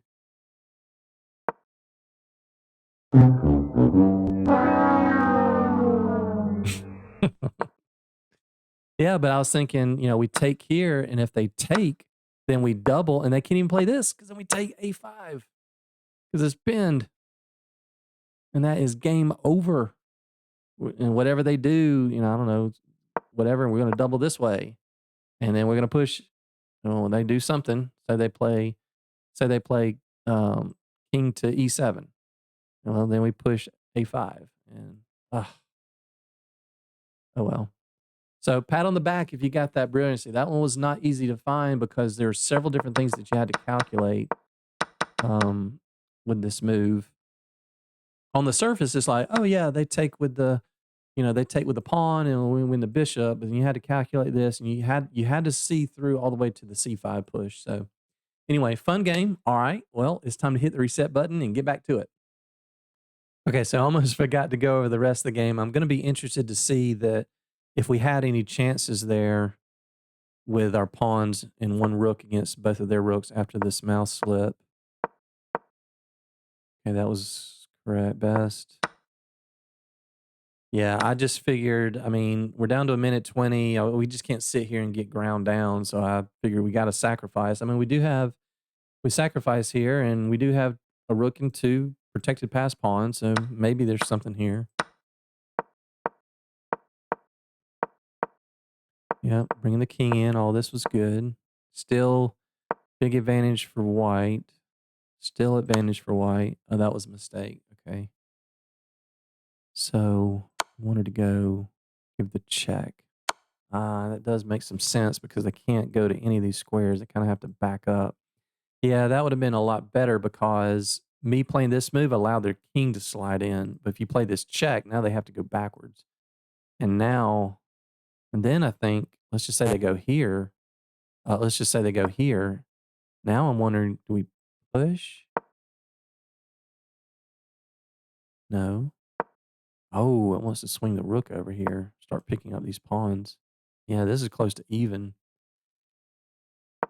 Yeah. Okay, so maybe there was something there.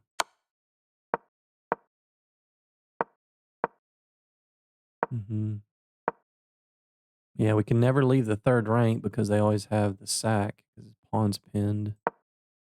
That move I didn't understand is I thought maybe now we have something.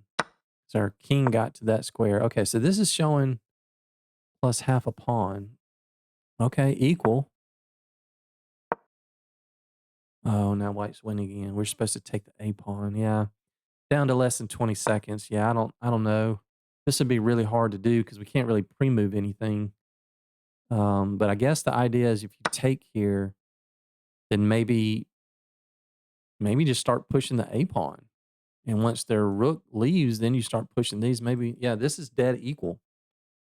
I don't know. That would have been really, really hard to convert this if they ended up making another mistake. But okay, so that was a blunder not taking the pawn. Thought we had something here, but they played a really good move because I thought, oh my gosh, they're going to be able to, we're going to pick up the rook, and then they made a good move by sacrificing because now our king is forced to get in the way of our own pawn. That's what I didn't see in just the short couple of seconds, and then they win the race because we have to spin a move to get our king out of the way. That's a shame. All right, but that was fun. All right, moving on to the next. All right, game number 8. To that colossal mouse slip. Hey, we get more chess, right? Another hillbilly. What is that move? I am not familiar. I am not familiar.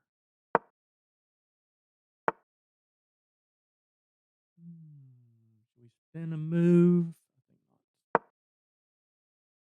I think not. All right, don't want anything coming here. Can we get them to play that? We can. We sure can.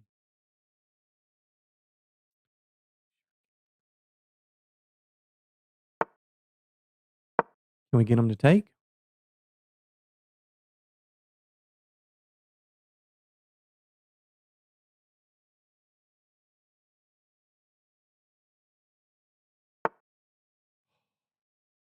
Can we get them to take?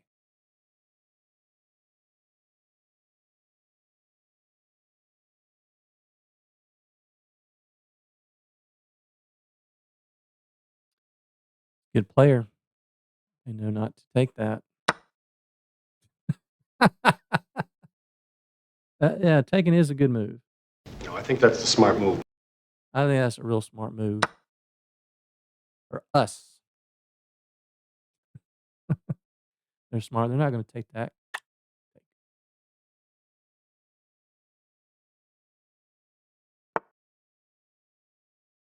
That's an interesting username that they have. Night all. Good night.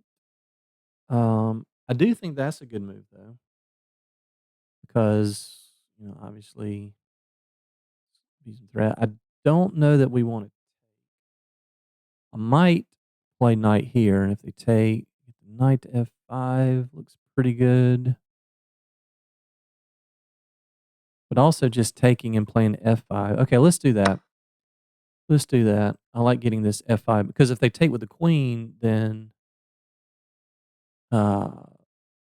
yeah. And this is why, guys, this a6 move is so important for me because if the knight comes here and they fork and they get rid of this guy, then I mean, we're still going to have a decent attack with 2 rooks on the G file, but I mean, there's so many lines where we end up sacrificing on G3 if and when they're forced to push that. So I absolutely feel like that is a must to stop that. And they probably want to push the pawn to like kind of force this issue, maybe. But I think we might be a little bit too fast. Yeah, okay.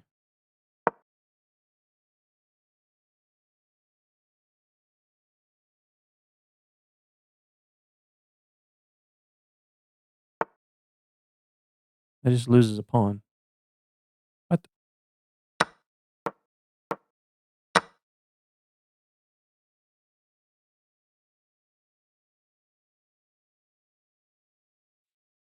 You gotta count those attackers versus defenders.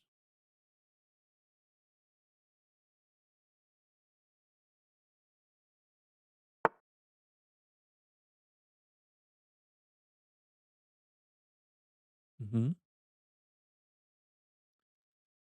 I don't think it is worth it to take that.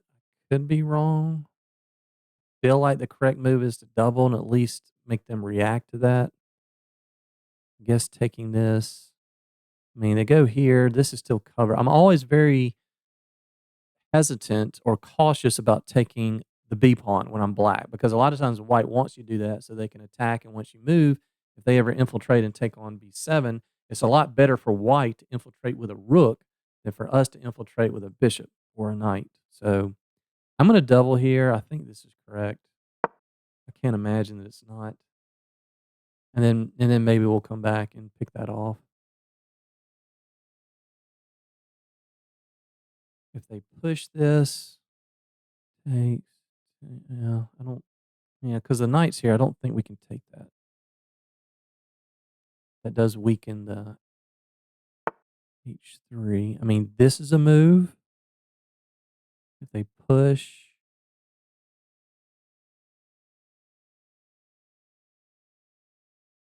um, this is a move with some discoveries.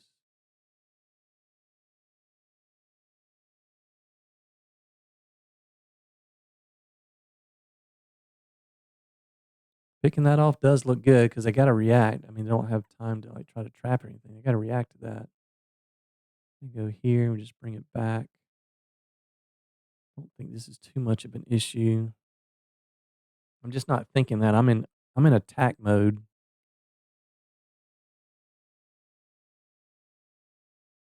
Either of these knight moves, I think we're snapping that off. This one I'll have to think about because we take that pins the rook. All right, we're getting low on time. I'll pick this off just to buy us a few seconds to think. Probably just put the bishop right back. What?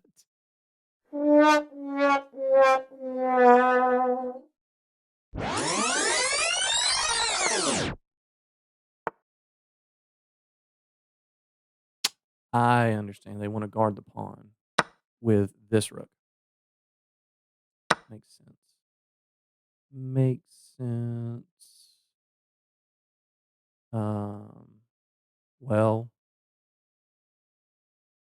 now I'm in trading mode. I just want to come down here and trade queens. This.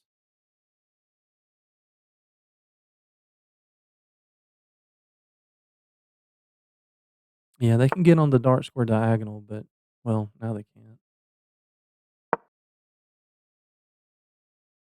Getting that. I'm gonna have to play something like this.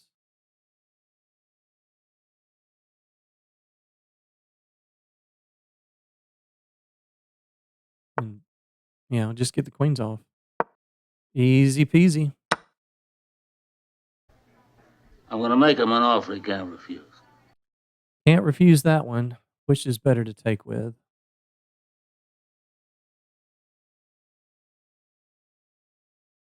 I'm actually not sure. Don't necessarily want to give them an open D file, although that would drop the pawn. Yeah, let's just clog up the center. They don't have any files or any entry points that I can see. Let's hit the pawn. One of these guys is probably going to fall. They push. Just go here. Yeah, not going to allow them to infiltrate. On the one way you can lose and make sure you don't screw it up. Make sure that doesn't happen.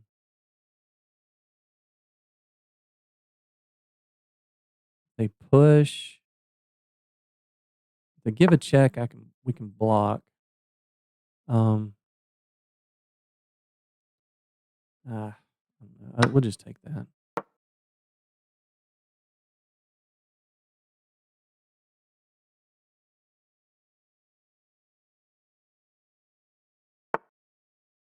Wait, what?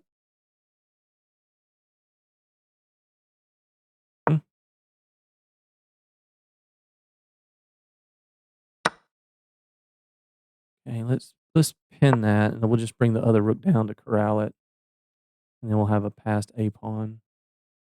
Their knight doesn't have any squares to go to. It's a bit clumsy over there on f4. And just pick up the pawn.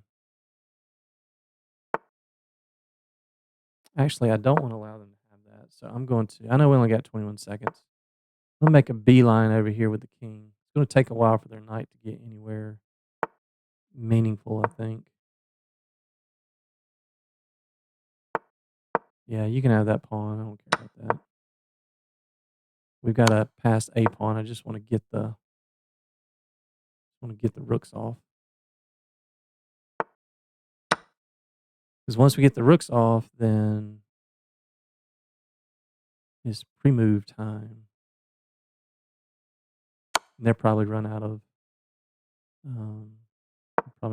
time anyway.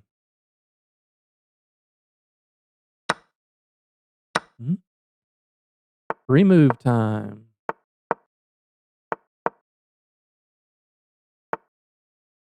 Oh, they can block with the knight. That's a nice one. Yeah, but we queen first with check. They ran out of time. Very nice game, night all. Good night. I thought they played that really well after the queens were traded off. Okay, let's see how we did. Okay, 91%, a mistake. Yeah, that probably was the mistake right there at the last few seconds, just with them being able to get the pawn to h7 and then block the promotion with the knight. But again, it was all winning and we were up on time anyway. Okay, so we only had, that was one mistake and 2 other inaccuracies. Oh, you've seen all that we have not seen. I mean, it's either been here or here. Why would you move the bishop to c4 and then turn around and move it right back? I mean, now we're up a tempo. It looks like 2 people sat down to play chess and black had to go first, and they went here, and then white went there, and then we went here. We're just ahead. It just doesn't make any sense. People freaking love this hillbilly attack, and it's total garbage. Absolute trash.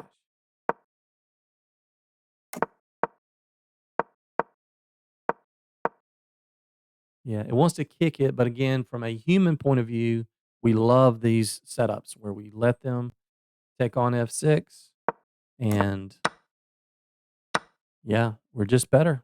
We're almost up a pawn here, 9/10 of a pawn. Here, I wasn't sure. Yeah, okay, so it did want to drop back to g6. Okay, what's the difference there? It's only 2/10 of a pawn. Yep. Control here. Knight. Yeah, I guess maybe to get a clamp down on the c4 square potentially. Yeah, it just flat out loses material. Okay, so it did. Well, yeah. What's the difference? Oh, look at that, guys. How funny is that? The move we played was minus 3.16, but taking the pawn was minus 3.17. So literally 1/100th of a pawn. That's kind of funny. Okay, now we took it. Yeah. And just blundering material. Yeah. And now we totally switch gears. Now it's all about putting pressure on the semi-open file, trading queens. That's the best move. That's the best move. I have a whole lesson I'll put out on the channel at some point about trading down and simplifying in the end game and how you need to focus, shift your mentality, shift your focus to other priorities when you win material, you win a piece or whatever. I mean, this is just the most efficient way to win. Okay, that was best with the F pawn. That was fine. And then here I thought white played great.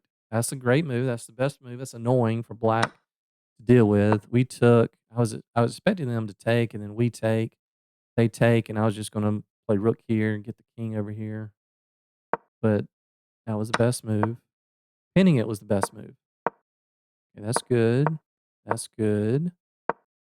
Yeah, I thought about it. I was like, well, I don't really want them to get this. I guess in hindsight, I guess, um, yeah, maybe take, and then go ahead and get the rook behind the pawn. I guess would be good. Yes, -5. It's all winning. So, but I just thought, well, let me bring the king over. Now we guarantee that we still have the a pawn. And yeah, I mean, I knew they only had, we're both short on time. I could have just gone here immediately and then never allowed this, of course. I didn't think it mattered. We were going to promote with check anyway. So it actually says it wants to give the check first, but anyway. So in this final position, so that was our last mistake. Of course, you know, anyway, I'm not gonna worry too much about that. We knew they were about to run out of time on the clock. All right, cool deal. Let's move on to game number 9. All right. Game number 9, we're playing Milsi from Armenia with the advanced or the exchange. The exchange. The exchange. Let's pin that.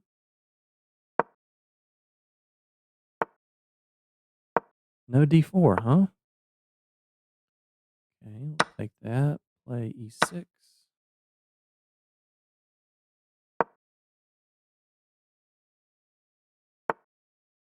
Let's see if we can get them to pin the knight.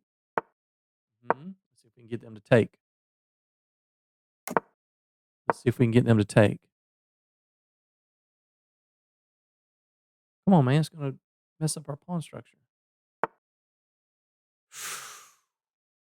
Yep.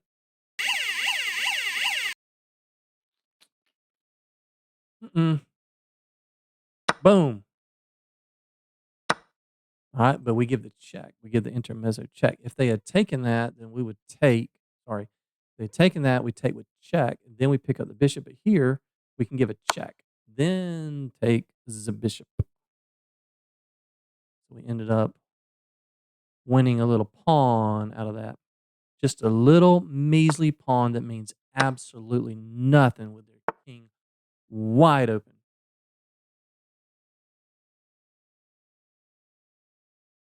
Okay, so my initial thought, of course, is rook g8. They have to go back.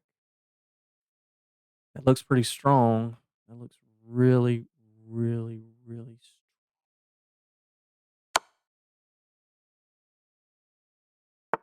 Okay, I don't want to have to play this move, but I don't want the knight coming there, right? Because then we gotta, this is a restricted piece, right? Or actually, our queen is restricted. She has a defensive responsibility to the bishop. So if the knight comes here, I can't go there. I can't. Well, I guess I could go to e5, but I think I'm just going to play this. I just don't want to go there. I don't want to deal with that. That move comes with tempo. Actually, I'm going to wait. I'm going to wait. That actually makes me want to play knight d4, all kinds of stuff. Maybe they want to come here. Let's go with knight d4. We're hitting the bishop. Maybe we're hitting c2. This move, I'm not worried about. We can still castle long. The bishop's being hit.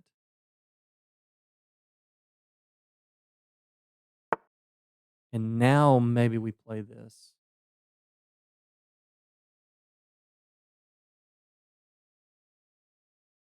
Yeah, that looks really annoying for white because now the only squares you have are here and here. If you go here, that's going to be a fail sound. So they did play the correct move. Now we just castle. This looks so bad. Knight goes here. We will trade all day long. All day long, baby. I want to get rid of that knight.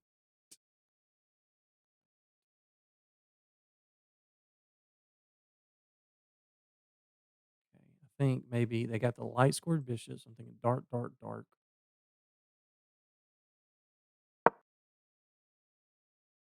Maybe pawn to d4 and then push e5. Dark, dark, dark. Oh, now we can't do that because that's going to be weak. I don't like that so much. All right, let's go ahead and hit the bishop. Oh, they're stuck now. You can't play that move or that move. Uh-oh. Uh-oh.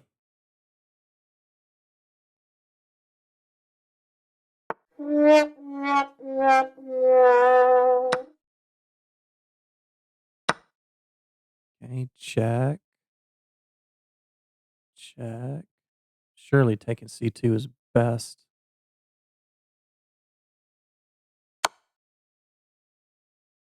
Yeah, they're out of luck here.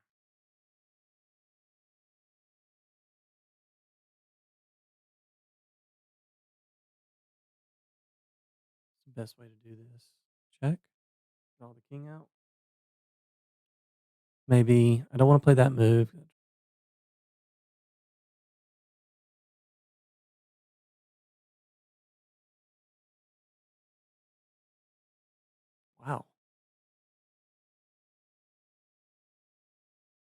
I guess here and then push.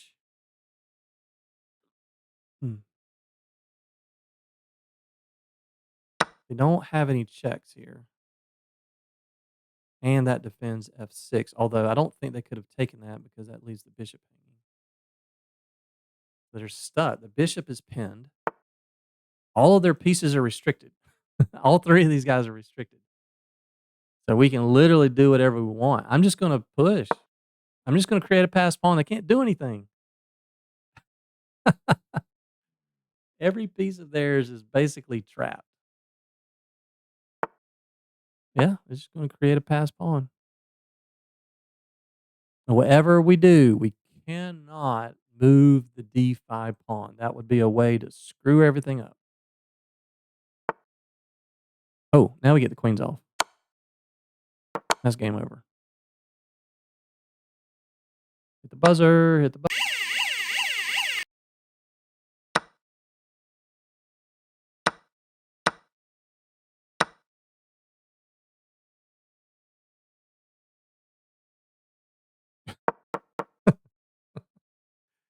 Good game. Milsi from Armenia.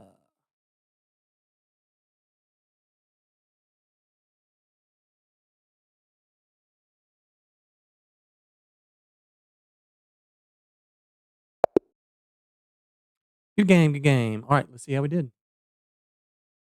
Okay, 83%. I'm pretty surprised it's that low, but we did get a brilliancy. We had one mistake and one inaccuracy. Oh, we made 9 just good moves. Maybe that's why the accuracy wasn't so high. All right, where are all these just so-called good moves? Oh, this is best. That was just a good move. I don't think we play that move. I don't think we play knight d4 just harassing the bishop. But I guess it does pretty much when it takes away white's bishop pair, because you play this, they have no safe square for the bishop. So, all right, I can understand that. Yeah, another good move. But okay, so I'm not going to worry. I'm not going to worry at all about these computer moves where they're saying kick the bishop. I'm just telling you, look, this is another example of whenever they take this, we always get a good position. So file that one away in your memory banks. Let me know in the comments if you guys are having success with. I think most players, maybe before this speedrun series, would just play this, right? This is natural. Get out of the pin. But you guys can see, man, when you play bishop d6, queen c7, says that was our mistake. So, but, yeah. Brilliancy? Yes, sir. I saw that immediately. Why? Because they made a very weakening pawn move, right? Pieces lined up on the same straight line. And it's not, to me, that's not much of a brilliancy if you've been watching this speed run, because what do we want to do in these lines? We want to sacrifice on G3. I mean, it's just one of the motifs in these kinds of lines. So the line I saw was that they take, and then we take, check, and then we pick up whatever they do. I guess they only have one move. And actually, we probably take the pawn first. Yeah, that's the best move because we just go right back. Check. All right, now do we take the bishop or we got something stronger? Surely we just take the bishop here. Yeah, okay. And it's minus a million, minus 5. Credit to white because they saw that and they realized their mistake and they simply took the knight, but we have the intermezzo check. Then we take the bishop. From here, I wasn't okay. Given the check was best, that was one of our inaccuracies. Yeah, I thought about this move. I thought about it, but I wasn't really. Oh, yeah. Of course, they don't have that. We just take. Yeah, I don't know. It's just me. You guys know how I feel about this. I love the A6 move, and I'm willing to sacrifice a little bit of accuracy to get it. That was best move. Hitting the queen. Castling long was just a okay move. Didn't like that, wanted to retreat, but I don't know. From a practical point of view, man, from a human perspective, the king is in a horrible spot We get rid of the dangerous, tricky knights, and that's another thing that engines don't think about, the fact that knights are very difficult to deal with in all phases of the game, the opening, the middle, and the end game. They're difficult to deal with. So humans don't see forks 4 or 5 moves in a row like a computer would. I want to get rid of this piece. It's the one thing that probably could cause me some problems, right? Get rid of the knight, and then I go into what mode? I have the light squared bishop. I'm thinking dart, dart, dart for the rest of the game. There's a dart move. There's, well, just lining up on the bishop. There's another dart move, right? Restricted piece. This is a restricted piece. It's tied down to the defense of the bishop. Could have taken c2 immediately, and we take here. Wanted to give the check. There was nothing forced here, was it? Yeah. Yeah, it keeps, okay, so we got banged up on the accuracy because it kept wanting d4. So what's the idea with d4? I mentioned that. It's like, even here, I was like, do we want to draw the king out? If they take that, what's the idea? What are we supposed to do? Yeah, rook d8. They go, oh, the computer's saying they have to block. So if they go here, what do we have? Check with a pawn. 5. Well, I guess this is pretty rough. They go here. Oh, they go there. Yeah. Check. Queen c7. Yikes. Forcing them here. And then this is mate, right? Ouch. Okay, that is strong.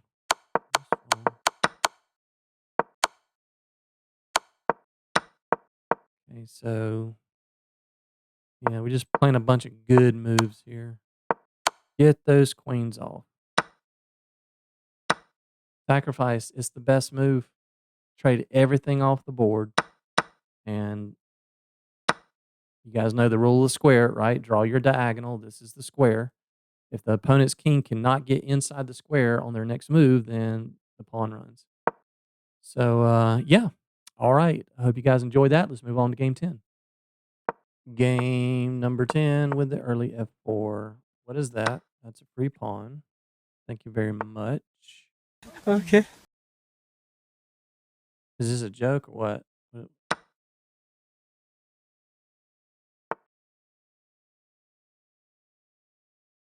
This is a joke, right?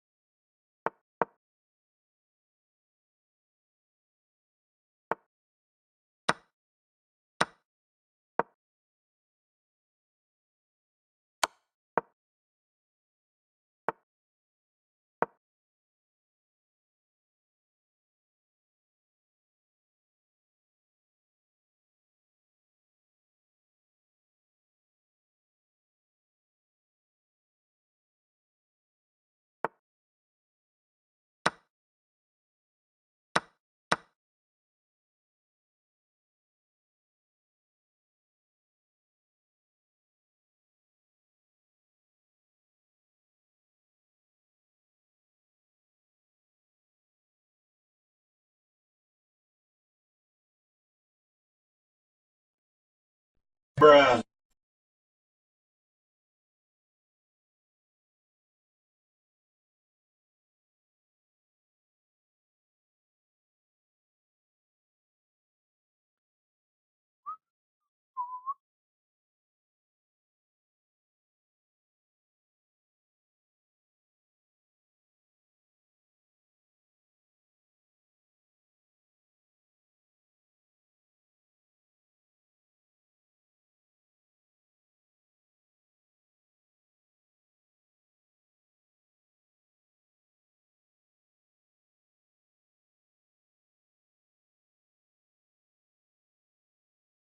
Derp, derpity derp derp derp derp derp derpity derp derp derp.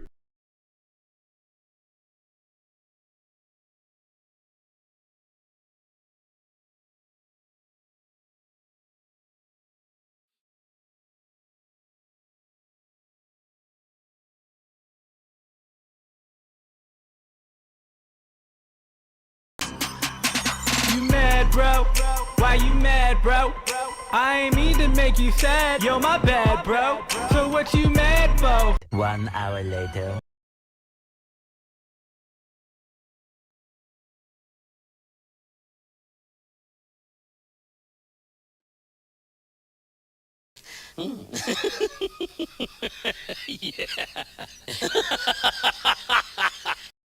Next. All right, game number 11.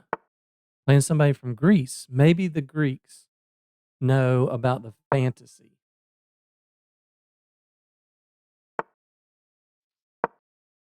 Man. Well, this one. Okay, let's take.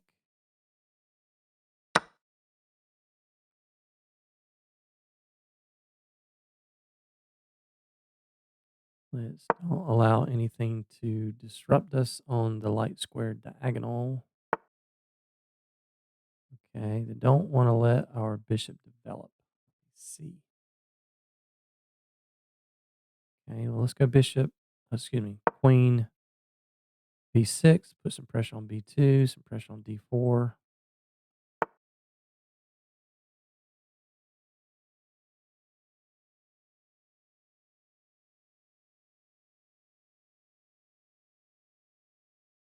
If we take that, they take, we take, check, lose our queen. I guess we'll go. There's nothing to pin. The problem with this move is if you play bishop g4 here with nothing to pin and they kick the bishop, if you go back to this square, then they play that e6 move that we hate. You'll never see it in the speed run because I'm never going to allow it because it's that bad. I guess we could go knight b4, harass this light square bishop. I guess let's try that. Not really sure. If they go back, then we can play bishop f5. Okay, now we play bishop f5, I think. Yes, now this looks good. We're threatening that. Good move. All right, and now I think it's time for e6. But this is not a move that white wants to play because now they can't really play anything over here. Probably need to play rook c1, but then that drops a2. And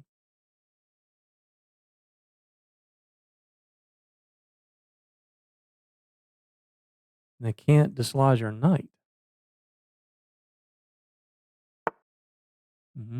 Now I'm going to pin that.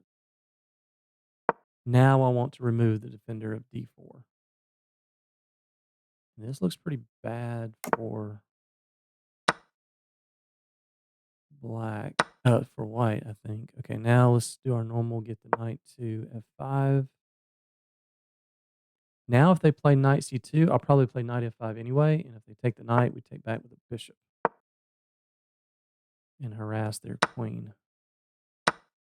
And we get to develop and get ready to castle. This might be an opportunity, guys, for us to play this queen b5 move and get these double pawns, which look terrible, but they're actually very good. or they're good. I don't know if they're very good. Yeah, I'm gonna go for this because I've had tons and tons of success with this in Caro lines because they can never really push either of these pawns, and we just have a clamp. We have this Maroxy bind on the C4 square.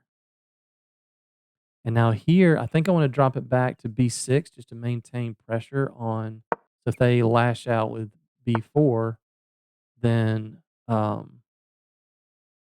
okay, that's fine. That's a good move. Uh, I think we can just play Bishop B6 here.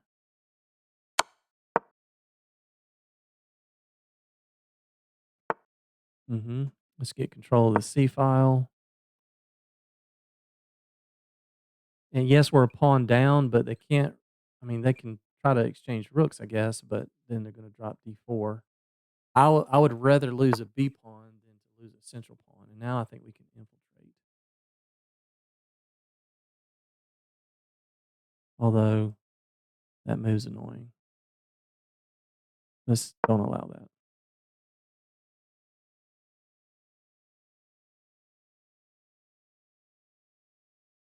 You can think about harassing the bishop, but I think they can just play A4. Okay, let's check the king and let's double.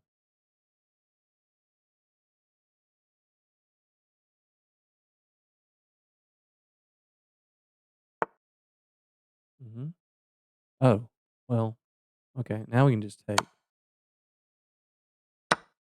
All right, which is best to take with? You guys know me. I'd much rather have a knight in the endgame.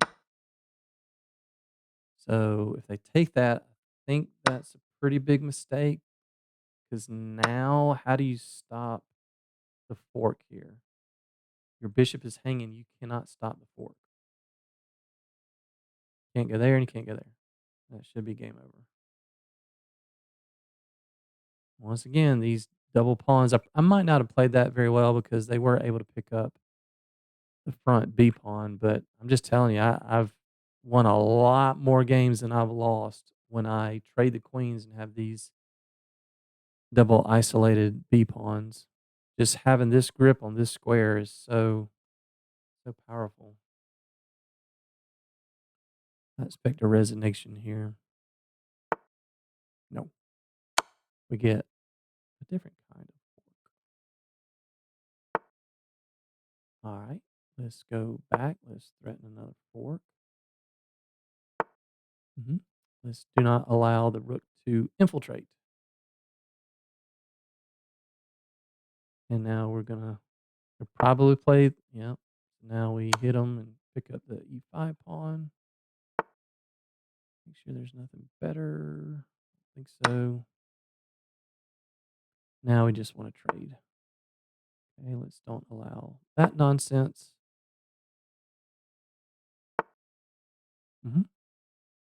Let's go here. That gives us a check if we want or need it.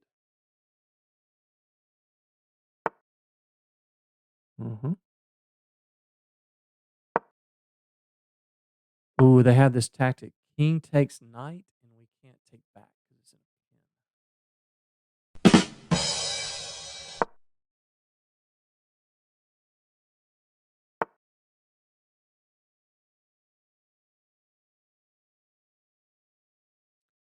I have a whole lesson on this, guys. Peter's not going to like this move. I don't care. This is the fastest way for me to end the game. Probably because they're going to resign. I mean, they should resign here.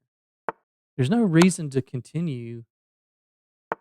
I mean, this is like baby stuff. I mean, just there's nothing to do here. It's just push. Why they're not resigning, nobody knows. Nobody knows.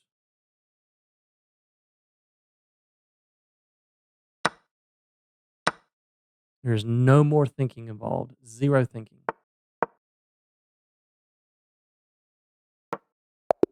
Yeah. Now, you guys tell me, do you think that game would have ended faster if we had continued backing all the way back up to this spot right here, do you think the game would have gone faster, finished earlier, if we had just continued just trying to, grind away? No. No, this is just the quickest way to do it. All right, let's see how we did.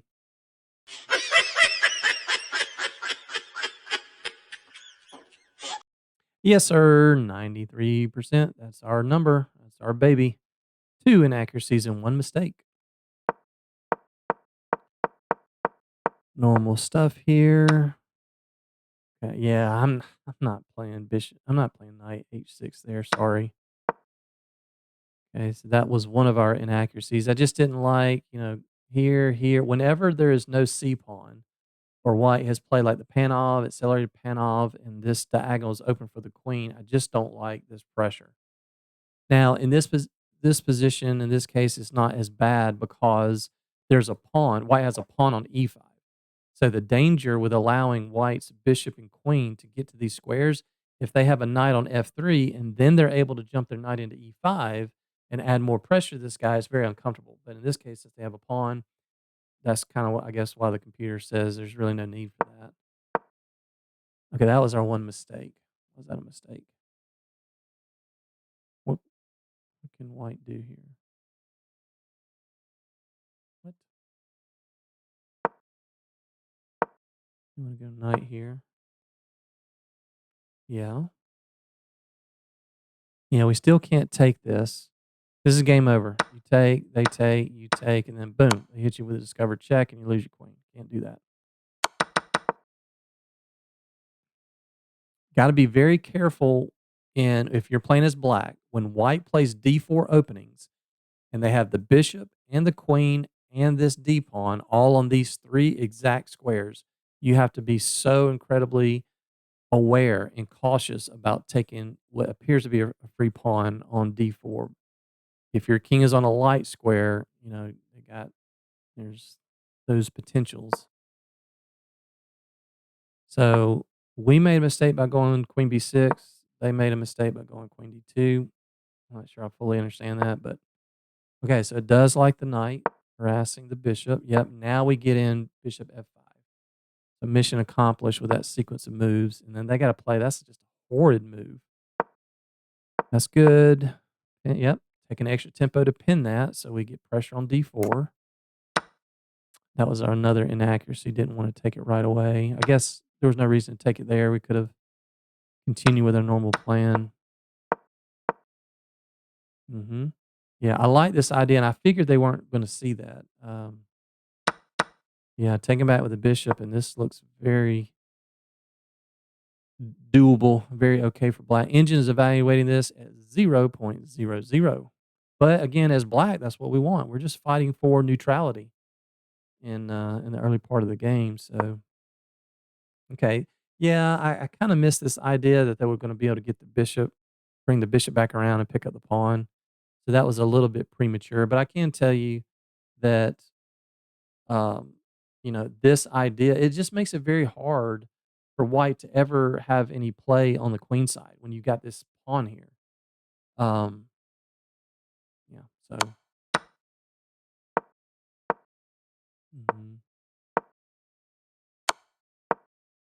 Yeah, and look at that. We're a pawn down, but the engine says it's only 3/10 of a pawn for white. So it's still, yeah, I mean, they're going to have to babysit this, right? It's not all that great for white. Yeah, I like that move because I was a little bit worried about this. I really didn't want to take on e3. Good. We double. Yeah, and they gave the pawn right back. Take with the bishop, and that's game over.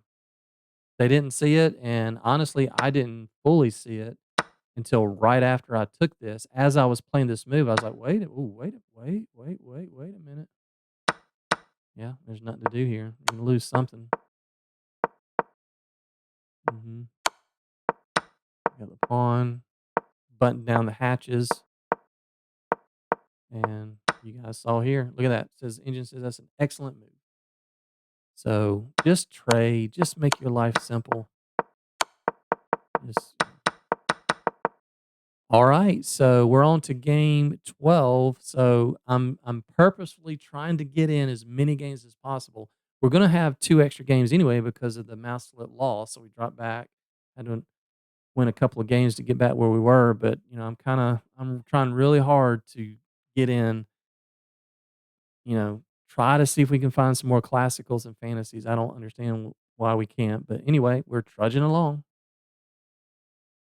Game number 12, we're playing Osho. Change variation. As usual.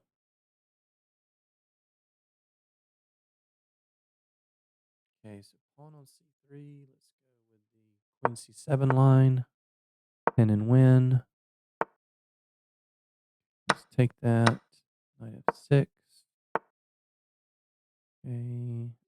Almost always want to go to d7 when this happens. e6. And now we can challenge the bishop.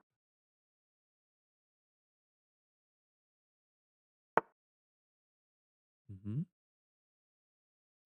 I guess let's get castled. Mm-hmm.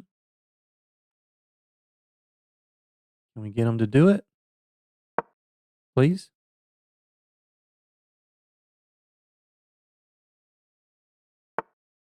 These are some strong players, man. That's a blunder.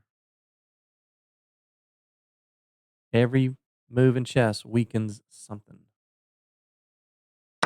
That just drops d4 with the fork. You cannot take this first. We take that with check. Now you're going to drop the bishop.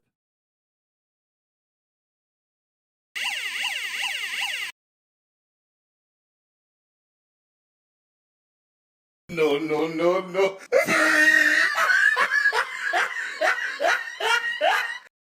And that's why this is so important, Stop, drop, and roll. right? When your opponent blunders, they always seem to want to make moves quickly. And look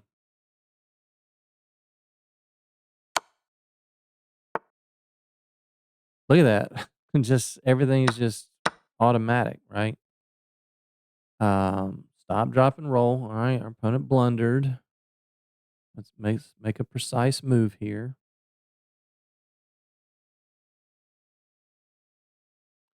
I feel like bringing the bishop back is best because then if they take, we can take with the knight. Now, yeah, there's really no reason to allow them to double our pawns. We can play bishop here.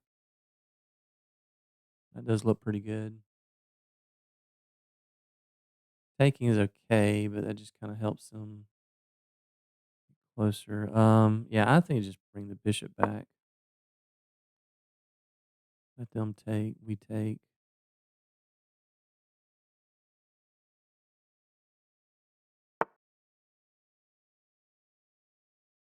Okay. Well, let's drive the bishop backwards and pick up a free pawn. And your bishop is almost trapped. It's not quite trapped. They do have this move though. Every move weakens something. I was about to play this and I noticed, oh, that weakens that. Let's go ahead and just try to trade dark bishops here, I think. This looks like a good move. Uh-huh.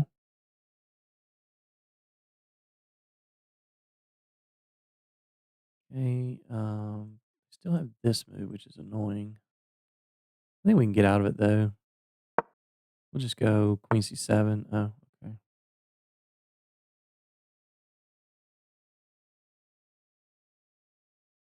Okay, let's offer a trade.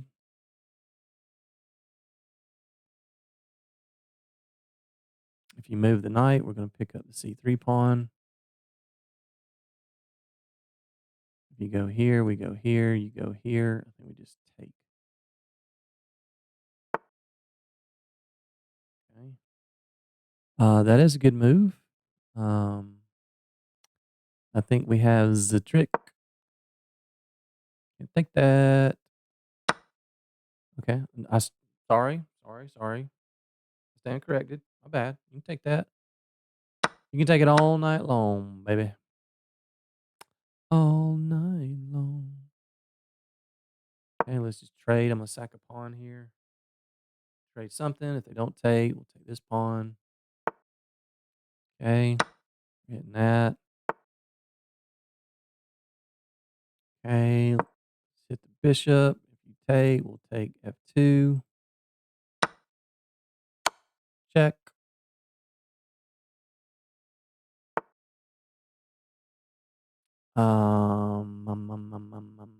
You know what? I'm just gonna rip the king's shield open.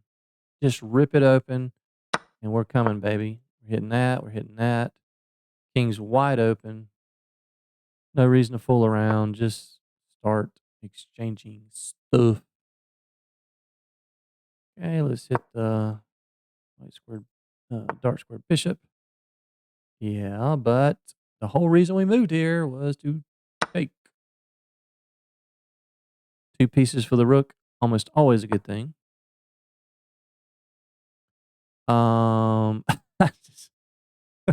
This is really mean, but just make your life easy, man. Just make your life easy. There's just no reason to fool around.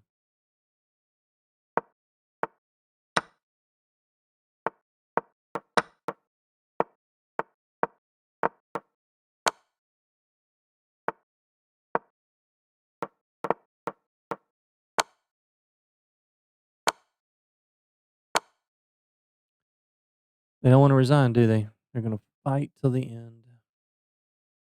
Yeah, give them credit, man. They're fighting to the end. And they're going to waste 3 minutes of their life and our life. So yeah. Maybe. It was at this moment that he knew. Yeah. You know, when people get destroyed in chess, man, it really like smashes their ego. Like they can't sleep at night. It's like he's going to sit here and stew over this for another 3 minutes. It's like just hit the resign button, learn from your lesson, go on, man. It's not a big deal. You're going to win and lose in chess. Just it doesn't bother me. I'll go to the bathroom. I'll go. I'll go grab something to drink. In fact, I'll be right back.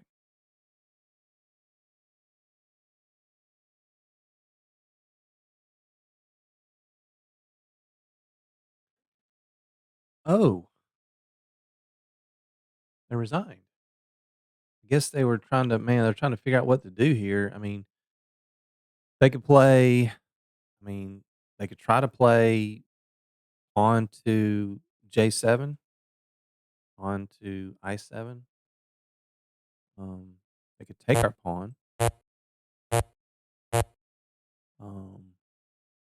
could take our rook. A lot of options here for white, and they just decided, you know what? They couldn't win, so they resigned. Let's see how we did. Wow. 94%? Are you kidding me? With those just crazy sacrifices there at the end? That's amazing.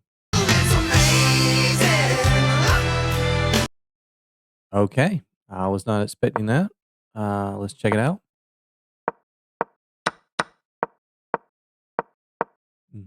These are all book moves. That queen c7 move, and there's a pawn on c3. Yeah, I guess maybe I played that move in a little bit of a rush because they don't have control over e5. So yeah, we are supposed to drop it back. So that was, yeah, I needed to slow down a little bit there. Oh, snap. Oh, snap. I missed it again, guys. Oh. Face plant. Missed it again. That's a 0-0. I missed this earlier. Okay, next time we have this position, I'm going to need y'all to like yell at the screen or something. Just kind of like start banging on the computer monitor and just let me know, hey, you can take on d4 there. Missed it. Yep. Ouch. They have to block with the queen or else they lose the rook. I mean, it's not like crushing or anything. I mean, it's almost -1, but we do win a pawn there from the sacrifice. We trade a knight for their dark squared bishop. So yeah, I'm gonna have to slow down a little bit in these queen c7 lines. I never get this when I play the Caro-Kann. I never ever ever have this tactic available. So it's a little bit maybe a little bit tougher for me to see it this early in the opening. Yeah, queen d7 is a good move. So okay, even. Yeah, I missed that. Okay, so white does have an advantage here. That was best. Ooh, that's a nice tactic. I missed that one too. Wow. Take with check. Take backwards. That's a nice one. Guys, 94% accuracy, and I missed those two tactics. Golly. Well, I guess that means the rest of the game was really good. Yeah, just drops the d4 pawn. Give them credit. Props to my opponent. They did fight on. That was fine. Excellent. Good. Excellent. Good. Best. Yeah. Nice little tactic there. Best. Excellent. Yeah, the computer loves it. We're up so much material. I just want to rip everything out in front of the king and leave him stranded on the corner. Yeah, best. Good. Yeah. 2 pieces. The computer loves that move. I mean, I know you guys have heard me say this over and over and over. I mean, I could have sacrificed here as well. I mean, it would basically be the same thing. Yeah, just actually, wait a minute, hold on. No, that's not the same thing. So we have 2 rooks versus the bishop. Yeah, yeah. It just keeps that. Oh, loves it. Look at that. It loves it. Just trade. Just remove pieces. And outside of this player, which I commend them for fighting on, but outside of this player, a lot of players just resign. Right, it's the most efficient way to win. They just had enough. Yeah, cut the king off. Yeah, so a couple of missed opportunities with the tactics, but after that, everything was pretty solid, either excellent or best moves. I think we're happy with that. Okay, moving on. All right, game number 13. We're playing SHVM from the US. Hey, somebody from the US. Maybe? Maybe.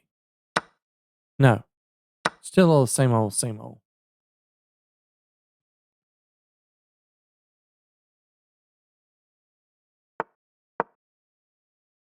What's it going to be?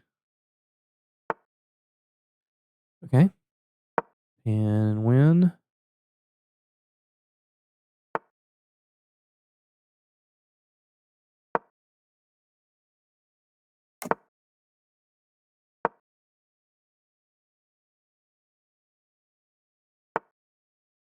Okay, let's they can get control of e5, so let's take that. Let's go with our bishop d6. Play that. Play that. You know you want to.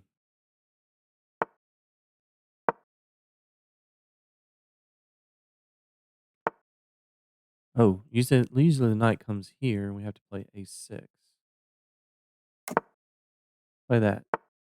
No. Well, I think we can start our minority attack. Mhm.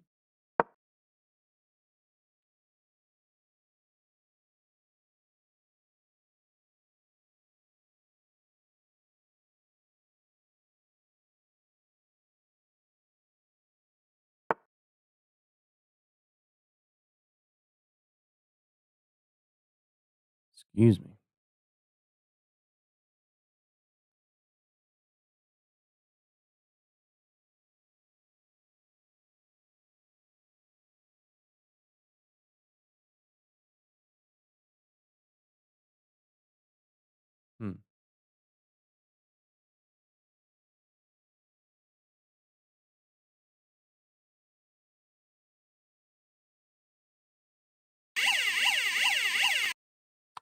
I think we have the trick here, guys. That's a 1 versus 1. I think we can sack the knight because if they counter sack, we take with check. They take, we just win the piece back. Oh, they took on f6, and now we're right back where we like to be. And we're just up a pawn.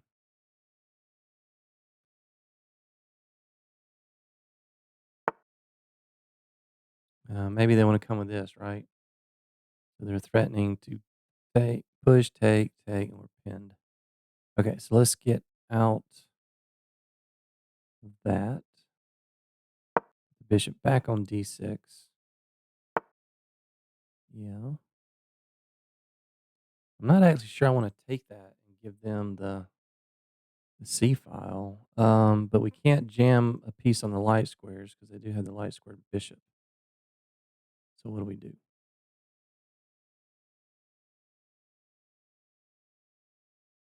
How about we push and lock everything down? That bad? Yeah, I don't. That should shut everything down, and then maybe we can get them on the.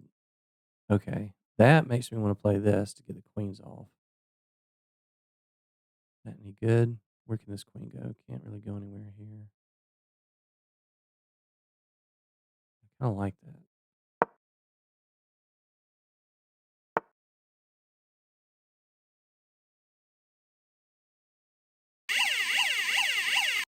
This game is chock full of tactics. Condition number 1, pieces lined up on the same straight line.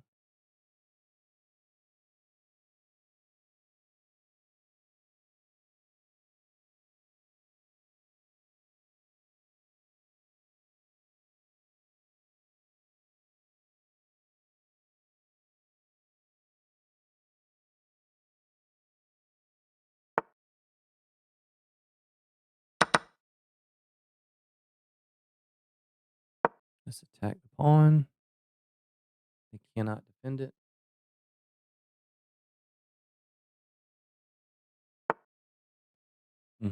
That's a good move, but okay, let's just make sure. Again, we're up material.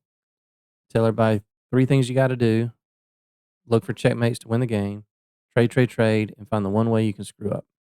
One way we can screw up is mate on h7 with the light squared bishop. How do we ensure that does not happen? If we take c3, we are guarding the pawn. This doesn't do anything. Can't get on this diagonal easily. So I feel like we can take here and then bring the queen back to trade. I'm not interested in any of these pawns over here. I'm interested in trying to get rid. Middle game strategy number 4, find your opponent's best piece and trade it off. There is no doubt what white's best piece is. Yep. All right, let's come here. If bishop here, queen g5. Stay on the dark squares. We also potentially have rook here, although they could just do that.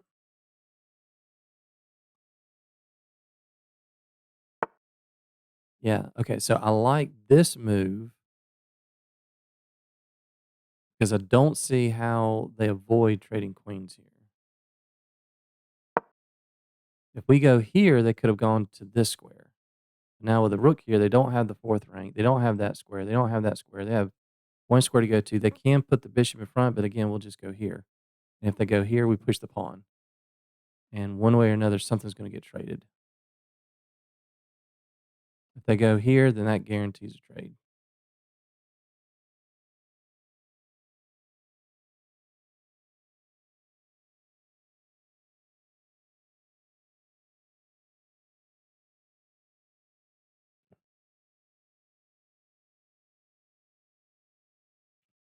Yeah, I guess they could push. I guess they could try that.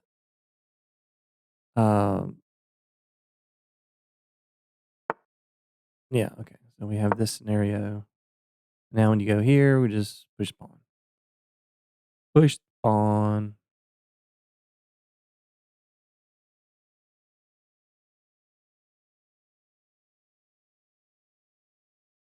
I gotta give my opponents a lot of credit. I mean, they're fighting to the end. You know, obviously there are two schools of thought on that. Um, you know, should you grind it out? And you know, some people say never resign, never resign. I, to me, it depends. To me, it depends on how many games you play. If you are playing a bunch of games a day, if you're playing like 10 games a day or more, then from a statistical probability standpoint, I would resign more often and try to get in as many games as I can for experience, right? Because if you're playing a lot of games, losing one game shouldn't mentally, you know, throw you off that much. Now, if you're only playing like a few games a week or like one game a day or something like that, then yeah, fight to the finish. Absolutely. Let's see, what should we do here? Threaten the fork. Pass pawns must be pushed. All right. Try to trade rooks.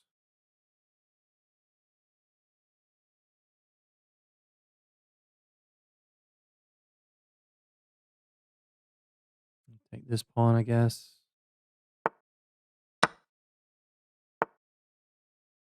Yeah, just push. Yeah, let's don't allow any of that nonsense.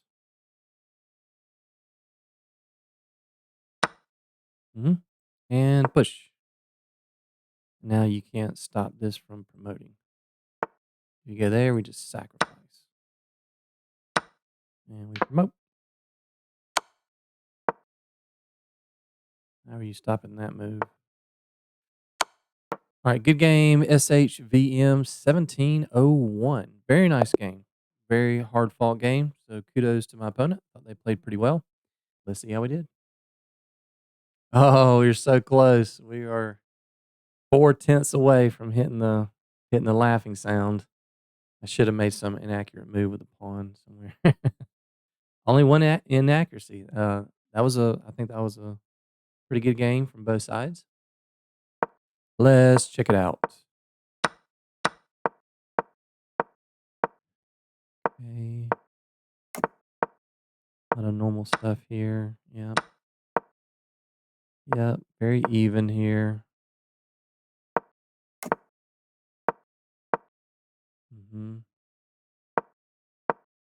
Yep. Minority attack. One of our normal plans in exchange. If we don't get this line where they take the knight on f6, and minority attack it is. How do we not get a brilliancy for that? Come on, man. You serious? Like, we're not winning by a whole lot of material. Like, that's got to be a brilliancy. Yeah, so the reason I hesitated on this, I saw this immediately, but I wasn't sure about this. But then I saw, okay, we can take this with check, right? And then we take back. So otherwise, they would have had this counter sack because our queen's hanging. Yeah, okay. Yep. And now white's lost minus 1.7. Oh, wait, what? What? Wait a minute. Why can't they just play this? Oh, what am I thinking? We just drive the bishop back. Sorry. It's late. It's early in the morning. I don't know why I was thinking if we do play this, they play this. I was thinking take. And then yeah, then they take. I don't know what I was thinking. I'm hallucinating here. I've had too much lemonade. Okay. Sorry about that. I didn't like that. Didn't like us shutting it down. Okay. Train queens. Yeah. Walk right into the line of fire. Yeah, I don't know. There's too much to. All these are best moves. Best. Excellent. Best. Yeah. I was kind of busy running my mouth here talking about other stuff, so I may not have played this. Yeah, just sack, man. Sacrifice. All right, so that puts us at. All right, one more game. That puts us at 1692. Okay, game number 14. Let's finish off with Another exchange. Oh, the advanced. Okay.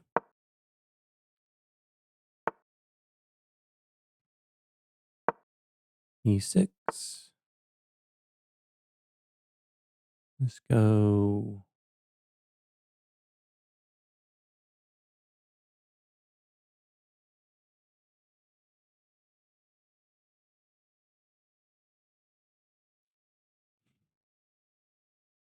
Let's put the knight on F5, I think. I'm going to play A6 because I want to push C5 and don't want these checks to come.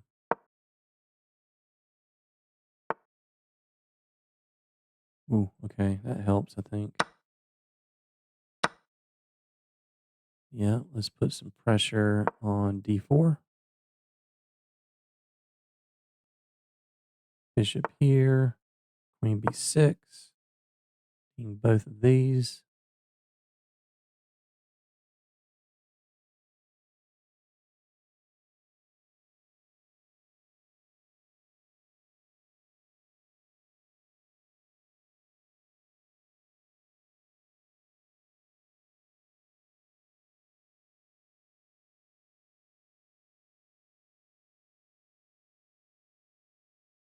I'm not so sure we can remove the defender and take on D4 because we don't have the bishop to immediately block. What is that?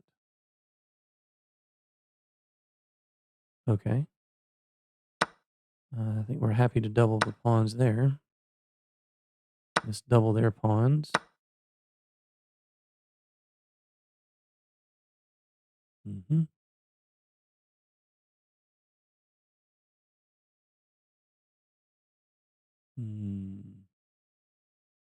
We harass the bishop.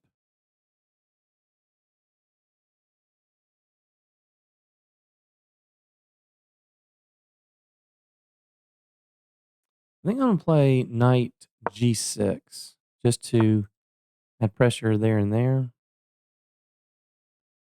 And now I want to play bishop B4. Yeah, so now either their king is going to have to take or we win D4 if we take the knight.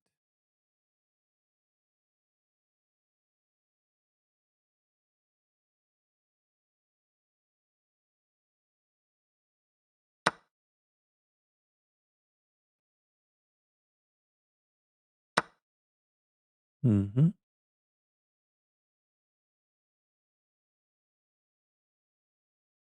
Yeah, I prefer the knights here in these. This is probably a little bit more of a closed position.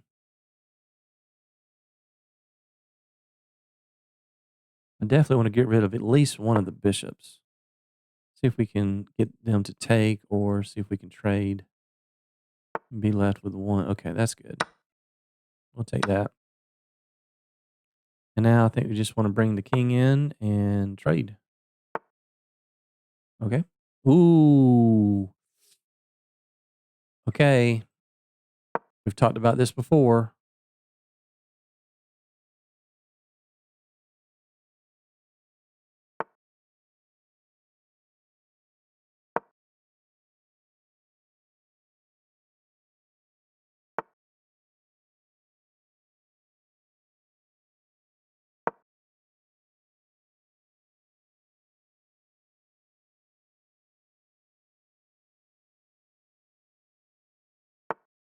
I mean, I should have already hit the buzzer.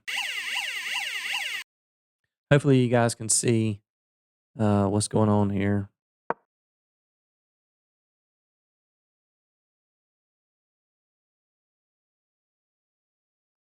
I specifically went over this exact example in the tactics recognition 2-part class where we talked about one type of restricted piece is a piece that overloaded or has a defensive responsibility or is doesn't have a lot of squares to go to.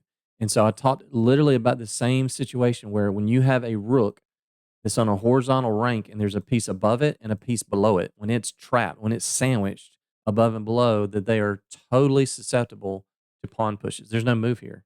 whatever white does, we're going to push the pawn. So going all the way back to this move, as soon as I saw that, I immediately thought, oh no, we're going to push and they have nowhere to go. And that's one of the downsides to these double pawns. They have no way to push and give themselves any kind of breathing room. I mean, this guy's stuck. They got the wrong color bishop. All of our pawns are on light squares, and there's just no way out. They did the best they could, which was try to reroute another rook to this spot so that we can't push. They did well because we can't push that now because they can just take, right? And this wouldn't be all that great. So what do? We could have done a couple things here. We could have, maybe rerouted our knight, but I mean, just little mini rook lift, and that's it. Good game. So let's see how we did. Okay, 91%. We had 3 inaccuracies. I thought my opponent played well, 82% accuracy. Just that one little misstep there with the rook move. Okay, so yep. Yeah, I wanted to push c5 immediately. I like to get the knight there just so we don't have to worry about these checks on the diagonal. But again, we just play knight c6. It's fine. Yeah, I mean, the computer, as you guys have seen, the computer rarely likes my a6 move, but from a practical point of view, it's just a personal thing for me. Okay, that was one of our inaccuracies. Ah, yes. We did the little crossover. The g8 knight ends up going to c6, and the b8 knight ends up going to d7, and then we put pressure on e5. So it could look something like this. I don't know, something like this, and then maybe now takes, and then they take, and then we go here, something like that. Eventually, at some point, but yeah, and it's getting close to being lost. -1 for black. Okay, one to give the check. Yeah. I guess they just block with a knight though. I don't know what that does. Yeah, just take that. Double pawns there. Double pawns there. So we went from it's -0.4. That was a even trade. But remember, there's no such thing as an even trade. Get that mentality out of your mind. There's no such thing as an even trade. I played over 500,000 games in my life, and I was just telling somebody earlier today about this. I have never, in all of the tens of thousands of hours that I have done engine analysis, where it's researching openings, my own games, or whatever, I have never, ever seen an engine let it get to a depth of like 40 and evaluate the position at a certain level, and then 2 pawns are taken off the board, 2 knights are taken off the board, and the evaluation remains the exact same. I've never seen it. Never. So somebody's always going to come out ahead with an even exchange. So you got to make sure you're careful about allowing either initiating exchanges or allowing exchanges. Does it make your pieces better? Do you get more space out of it? Do you have some kind of target you can attack because of it? Yeah, I'm glad to see knight g6 was the best move. Okay. Yeah, like that. That was our last inaccuracy, but I just felt like getting that bishop off. You guys know me. I love knights versus bishops in the endgame. And this, -1, healthy advantage for black, but it's not like winning or anything. It's getting there, but that's it. That's the whole game. Look at that. That's a very logical move. Hey, we're going to go hit the pawn, but you got to be careful about, let's flip this around, going through the checklist. If we're white, we want to play this move, okay? So step number 1, why did my opponent play that move? Well, obviously they want to bring their rooks in, right, and get control of the c file. That's why black played that. I want to play this move. Okay. Is my king safe? They have 1 check, but we can just take. Okay. Both kings are fairly safe. Okay. What about my pieces? Are any of my pieces in trouble? Do I have anything hanging for free? Right. But then you got to go deeper. Are any of my pieces in trouble? Are they vulnerable? Can they be attacked? If I go here and I think, okay, if I go here, they'll probably just push the pawn. Oh, wait a minute. Hold on. If I go here and they push the pawn, ooh, I don't have anywhere to go. That process allows you to stay out of that mistake. So yeah, not too much else to say after that. So all right, guys. So that's it. We are up to 1,700. As always, I hope you guys got something out of that. Enjoyed that. Please consider subscribing, liking, hitting the bell notification, and we'll see you guys on the next one where we go from 1700 to 1800. All right, guys. Thanks so much. Take care.